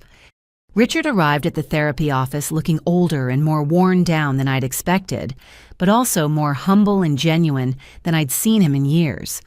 The expensive clothes and confident demeanor that had characterized his successful businessman persona had been replaced by thrift store clothing and a quieter, more thoughtful way of speaking. The external changes reflected internal shifts that seemed more authentic than his previous approaches to our relationship. The session began with Richard offering a comprehensive apology that demonstrated genuine understanding of how his favoritism and ultimatum had affected me. He didn't make excuses or blame his behavior on stress or misunderstanding, but instead took full responsibility for choosing to prioritize Madison's demands over my legitimate needs and boundaries. The apology felt sincere because it focused on his actions rather than my reactions or feelings.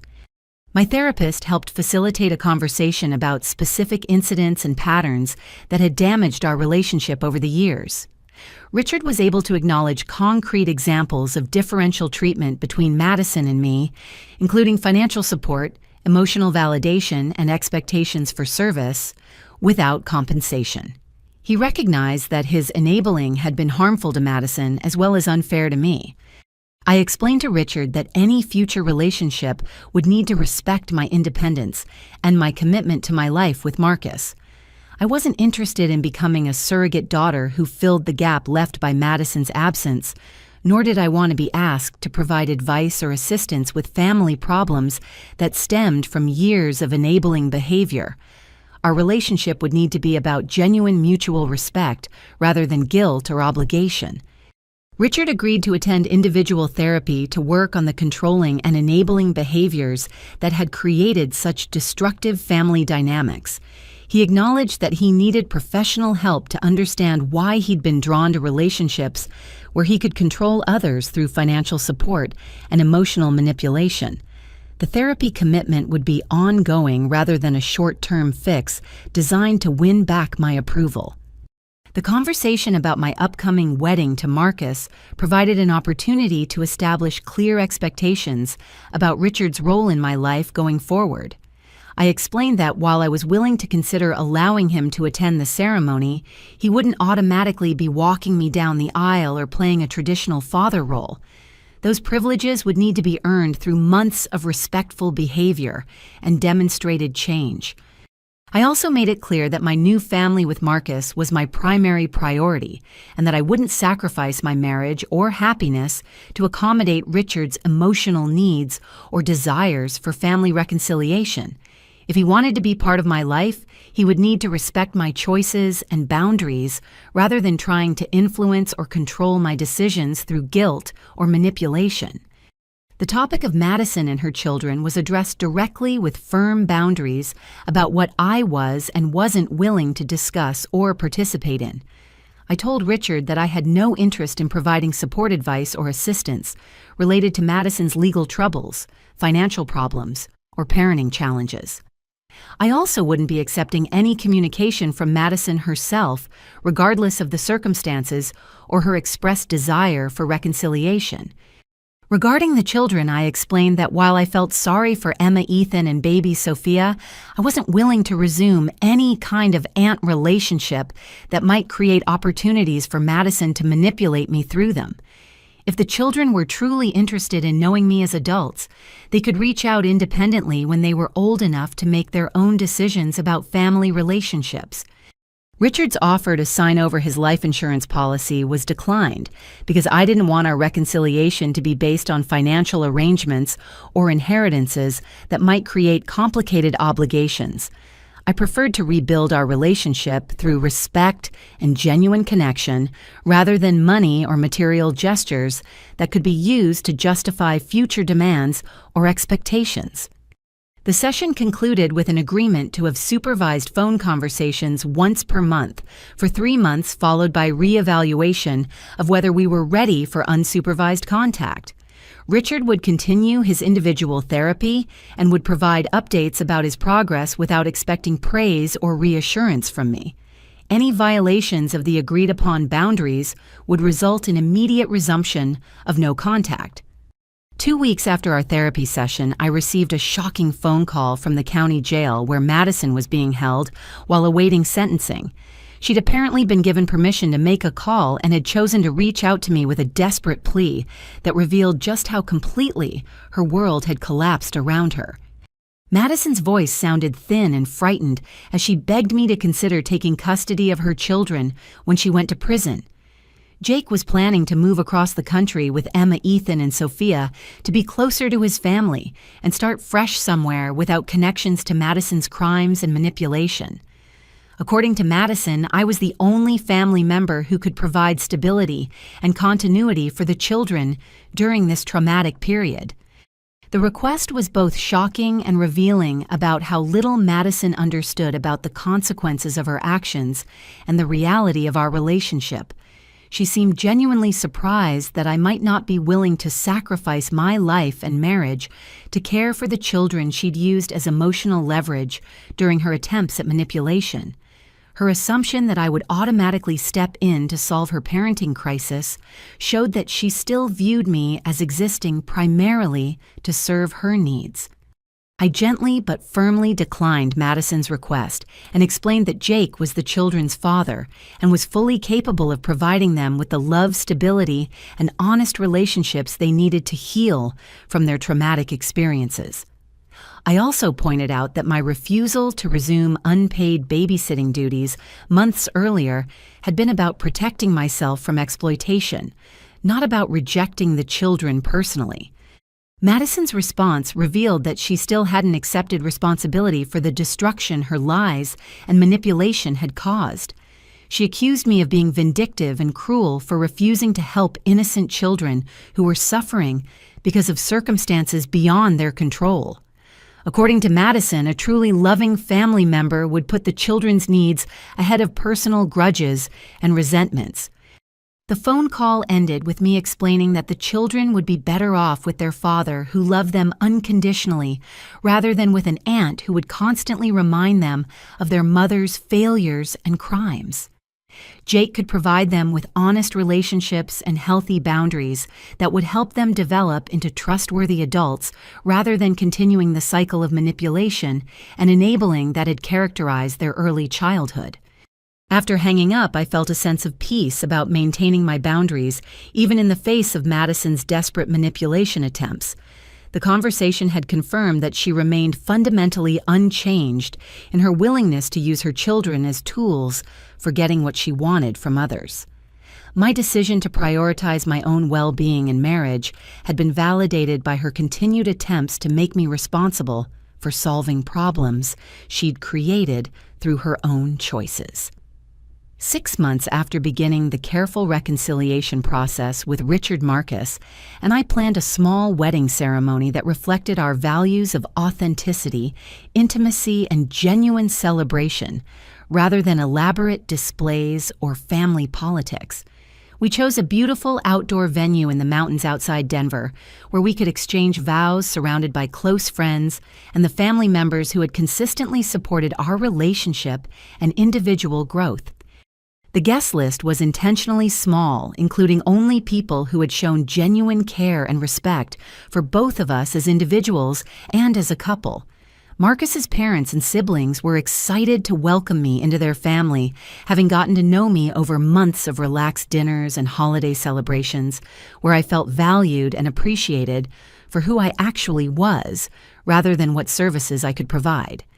Diana attended the wedding after her divorce from Richard was finalized, representing the complicated but ultimately positive outcome of her decision to leave an enabling relationship and build a more authentic life. She'd been consistently supportive of my boundary setting and had worked hard to repair the damage caused by her daughter's manipulation and her own previous silence about problematic behaviors she'd witnessed. Richard's attendance at the ceremony was the result of months of demonstrated change in his behavior and approach to our relationship. He'd consistently respected the boundaries I'd established, attended his therapy sessions faithfully, and shown genuine interest in my happiness rather than trying to control or influence my decisions. His presence felt appropriate rather than obligatory or dramatic. The ceremony itself was beautiful and meaningful, focusing on the commitment Marcus and I were making to support each other's growth and happiness throughout our shared future. Our vows reflected the lessons we'd both learned about the importance of choosing relationships based on mutual respect rather than obligation, and our determination to build a family culture based on honesty and authentic connection.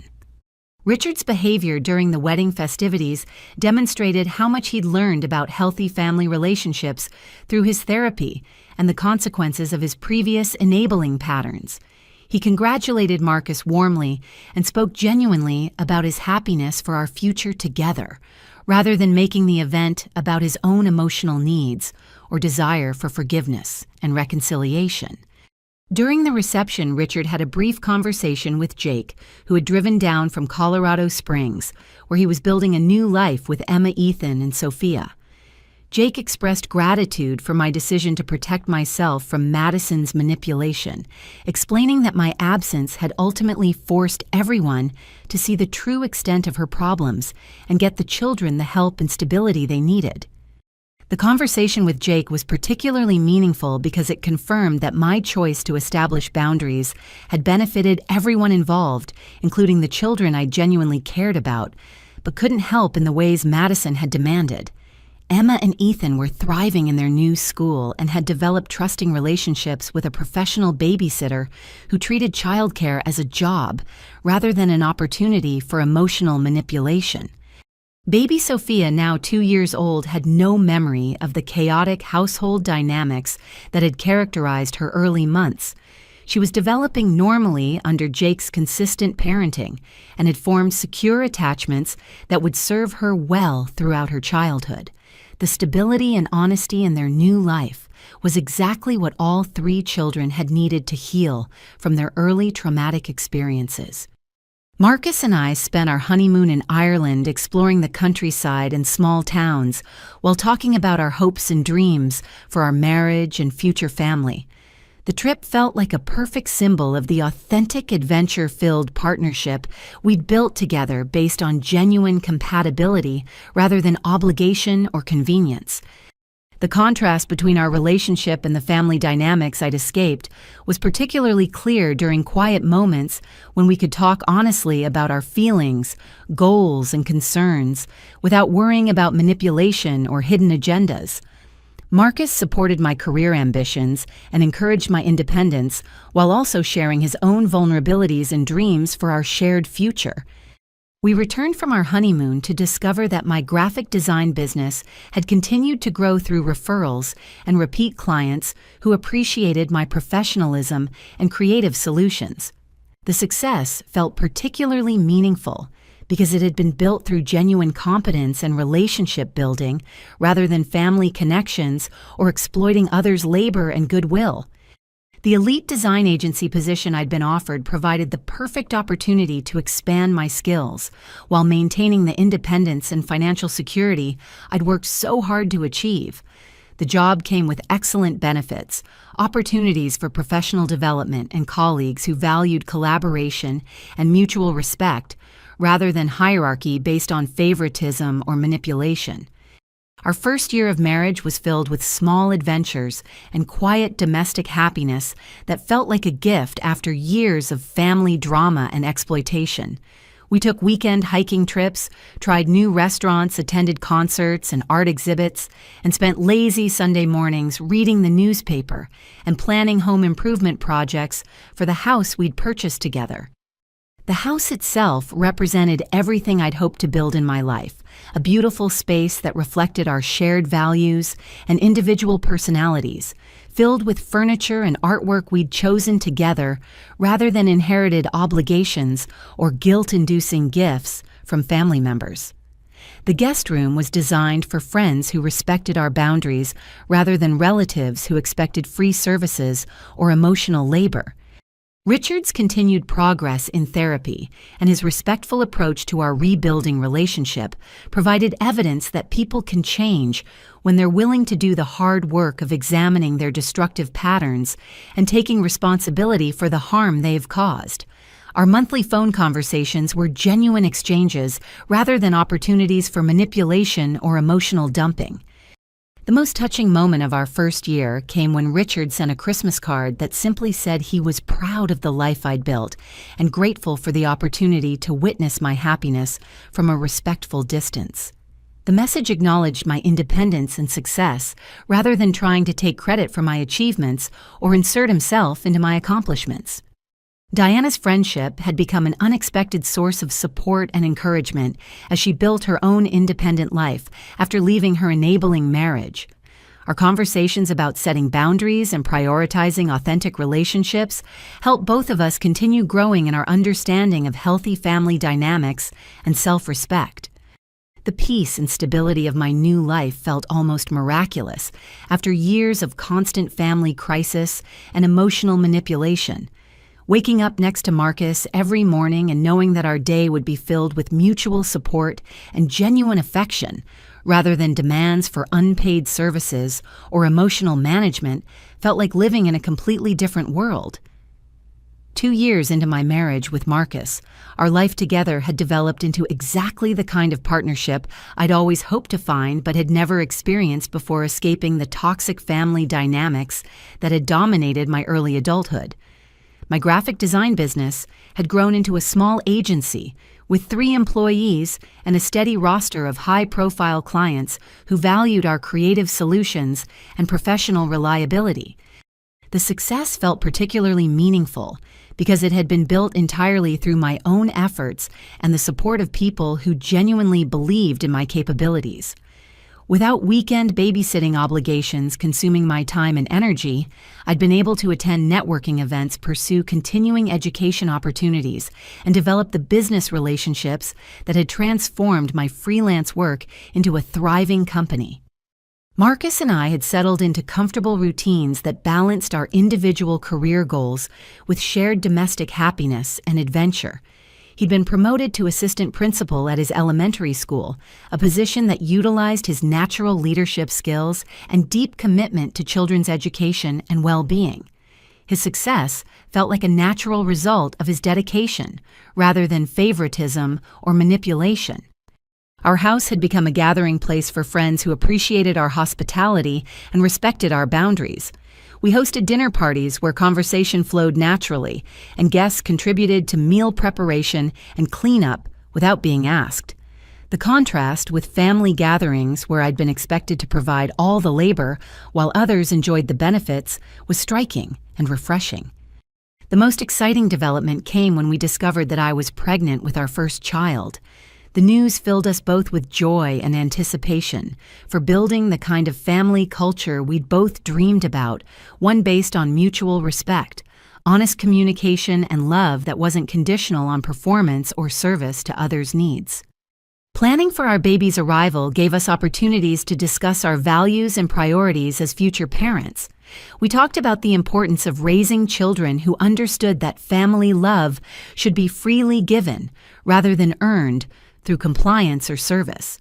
Our child would grow up knowing that their worth wasn't dependent on their usefulness to others or their willingness to sacrifice their own needs for family harmony. Richard's relationship with us continued to improve slowly as he demonstrated consistent respect for our boundaries and genuine happiness about our success, rather than attempts to insert himself into our achievements. When we told him about the pregnancy, his response was purely celebratory without any suggestions about how he might be involved or what role he expected to play in his grandchild's life. The conversation about grandparent relationships led to important discussions about how we wanted to approach extended family connections for our children.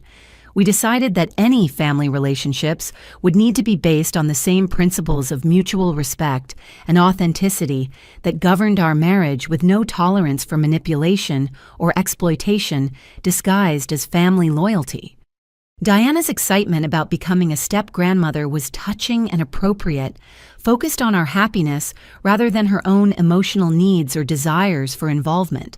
She'd learned through her own therapy and life changes to appreciate family relationships that enhanced rather than complicated people's lives, understanding that love should feel supportive rather than burdensome.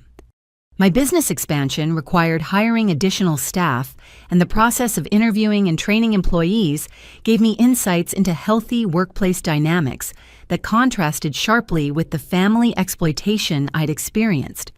Professional relationships based on clear expectations, fair compensation, and mutual benefit felt natural and sustainable in ways that family obligations never had. The financial security from my successful business and Marcus's steady teaching salary allowed us to purchase a larger house in a neighborhood with excellent schools and family-friendly amenities. The move represented our growing confidence in our ability to build the kind of life we wanted rather than accepting whatever circumstances other people created for us. Our new neighbors were friendly couples and families who respected privacy, while also creating a sense of community through voluntary participation in block parties and neighborhood improvement projects.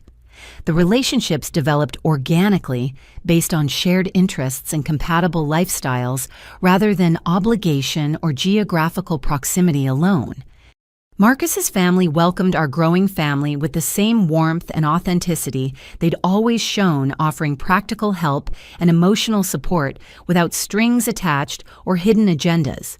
His parents bought thoughtful baby gifts and offered to help with childcare when needed, but never demanded specific roles or access that would create obligations or complications. The contrast between healthy family support and the exploitation I'd escaped became even more apparent as we prepared for parenthood. Marcus's relatives offered assistance that enhanced our lives rather than creating additional burdens or expectations. Their involvement felt like a gift rather than a transaction that would need to be repaid through future service or compliance. 6 months into my pregnancy, I received unexpected news that Madison was being released from prison early due to good behavior and overcrowding in the correctional system. Her release didn't create anxiety or concern for me because I'd built such strong boundaries and supportive relationships that her attempts at renewed contact couldn't threaten the stability I'd created. Diana called to let me know about Madison's release and to assure me that she had no intention of facilitating any communication or reconciliation attempts. Madison would be living in a halfway house across the state while completing her parole requirements, and Jake had moved even further away to ensure that the children's lives wouldn't be disrupted by her return to freedom. The news about Madison's release actually reinforced my sense of gratitude for the choices I'd made to prioritize my own well-being and build authentic relationships. While she was starting over with the consequences of her manipulative and criminal behavior, I was thriving in a life built on honesty, mutual respect, and genuine love. Our baby shower was a beautiful celebration attended by friends and chosen family members who were excited to support our growing family. The gifts were thoughtful and practical, given out of genuine affection rather than obligation or expectation of future reciprocal generosity. The afternoon felt like a perfect example of how celebrations should work when they're based on authentic relationships. The most meaningful moment came when Richard asked privately if there was anything specific he could do to support us during the transition to parenthood. His offer was genuine and respectful, focused on our needs rather than his desire for involvement or recognition as a helpful grandfather. The conversation felt natural and comfortable in ways that family interactions had never felt during my childhood and early adulthood. As my due date approached, I felt overwhelmed with gratitude for the life Marcus and I had built together, and the family we were about to welcome into a home filled with stability, honesty, and unconditional love. Our child would grow up knowing that family relationships should enhance, rather than complicate life, and that love shouldn't require sacrificing personal boundaries or individual goals. Our daughter, Emma Rose, was born on a snowy February morning, arriving healthy and beautiful into the warm, loving environment Marcus and I had carefully created for our growing family. Holding her for the first time, I felt overwhelmed with gratitude for the journey that had brought me to this moment of pure joy and unconditional love that asked nothing of her except her existence. The name choice was intentional and meaningful. Emma had been the name of Madison's daughter, the little girl who had been caught in the middle of adult manipulation and exploitation through no fault of her own. By giving our daughter this name, I honored the innocent child, while reclaiming it from the painful associations with family dysfunction and toxic relationships.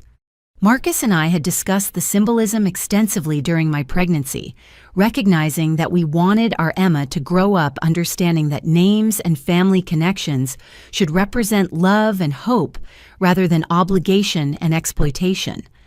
Our Emma would know from the beginning that her worth came from her inherent value as a person rather than her ability to serve others' needs or maintain family harmony through self-sacrifice.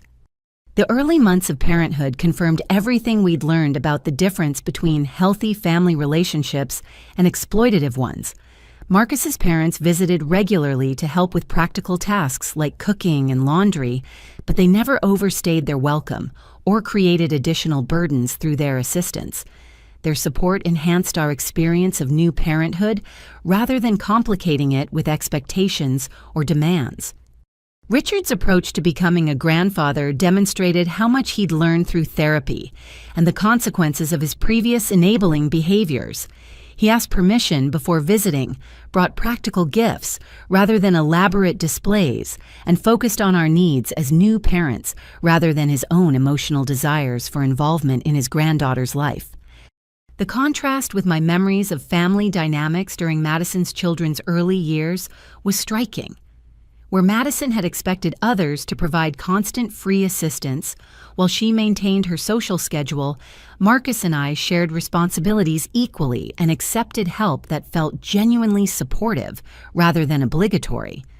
Diana's relationship with Emma was purely loving and appropriate, characterized by the joy of watching a baby grow and develop, rather than any sense of entitlement to specific roles or access.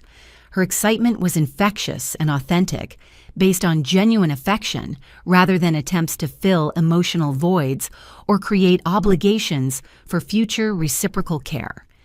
When Emma was 6 months old, I received a final communication from Madison through Diana, who reluctantly agreed to deliver a message, but made it clear that she wasn't advocating for renewed contact. Madison's letter was filled with apologies and claims about personal growth and transformation during her time in prison, along with expressions of regret about missing the opportunity to know her new niece. The letter felt like a last desperate attempt at manipulation, designed to use my new motherhood as leverage for emotional reconciliation that would ultimately benefit Madison rather than anyone else. Her focus on missing out on Emma's life revealed that she still viewed family relationships primarily in terms of what she could gain rather than what she could genuinely contribute. I chose not to respond to Madison's letter because I had no interest in exposing my daughter to the manipulation and instability that had characterized all of Madison's relationships. Emma deserved to grow up surrounded by people who loved her unconditionally, rather than those who might view her as an opportunity for emotional leverage or social rehabilitation. Marcus supported my decision completely, understanding that protecting our family's peace and stability was more important than maintaining connections with people who had proven themselves incapable of healthy relationships. Our daughter would have plenty of loving family members and friends who could provide positive role models without the complications of Madison's criminal history and manipulative tendencies. As Emma grew from infant to toddler, she thrived in an environment filled with honest communication, consistent boundaries, and love that was freely given rather than earned through compliance or service. Watching her develop her own personality and preferences without pressure to conform to others' expectations felt like healing some of the wounds from my own childhood experiences. The most profound realization came during Emma's second birthday party, surrounded by friends and chosen family members who celebrated her simply for being herself. The gathering was joyful and relaxed because everyone present was there out of genuine affection rather than obligation or social expectation. Marcus and I had created exactly the kind of family culture we dreamed about, one where love was abundant and unconditional, where individual worth wasn't dependent on usefulness to others, and where conflicts were resolved through honest communication rather than manipulation or guilt. Our daughter was growing up knowing that she was valued for who she was rather than what she could provide to others. The life lesson that emerged from my journey was both simple and profound.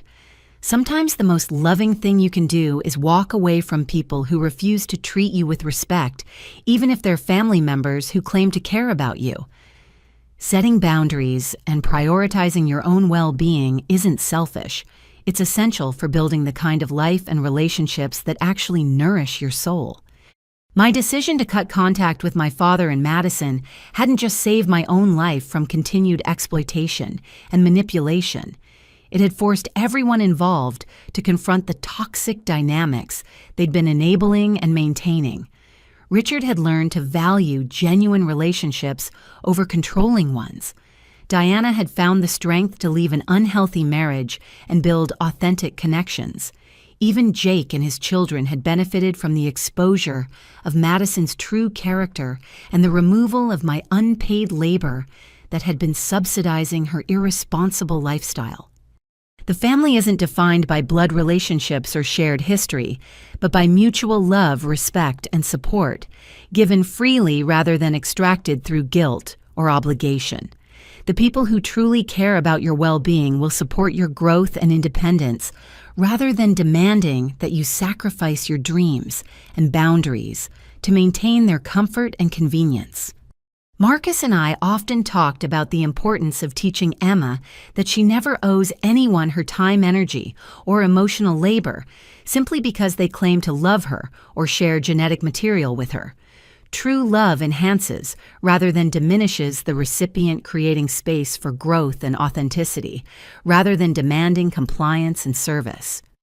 As I watched my daughter play in our garden on a sunny spring afternoon, surrounded by the beauty and stability Marcus and I had created together, I felt grateful beyond words for the courage I'd found to prioritize my own worth and build authentic relationships. The ultimatum my father had delivered 3 years earlier had seemed like the worst thing that could happen to me, but it had actually given me the push I needed to create the life I truly deserved. The women who might be listening to this story and recognizing similar patterns in their own family relationships should know that you deserve to be treated with respect and kindness rather than exploited and manipulated. Setting boundaries isn't cruel or selfish. It's an act of love for yourself and everyone around you. Sometimes walking away from toxic relationships is the only way to create space for healthy ones to flourish. Your worth isn't determined by your willingness to sacrifice your dreams and boundaries for others' convenience. You deserve relationships that celebrate your independence and success, rather than demanding that you minimize yourself to make others feel comfortable. The people who truly love you will support your growth rather than trying to control or exploit your generosity. What's your experience with family members who seem to love you conditionally based on what you can provide for them? Have you ever had to choose between maintaining toxic relationships and protecting your own well-being? I'd love to hear your thoughts and stories in the comments below. If this story resonated with you, please take a moment to like this video and subscribe to the channel for more stories about setting boundaries, building authentic relationships, and choosing your own happiness over others' expectations. Sharing this story with friends who might need to hear this message could help them recognize that they deserve respect and genuine love rather than manipulation disguised as family loyalty. Thank you for listening to my journey and for supporting the choice to prioritize authentic relationships over toxic obligations. I hope everyone finds the courage to build the kind of life and family culture that truly nourishes their soul and allows them to thrive as the remarkable individuals they were meant to be.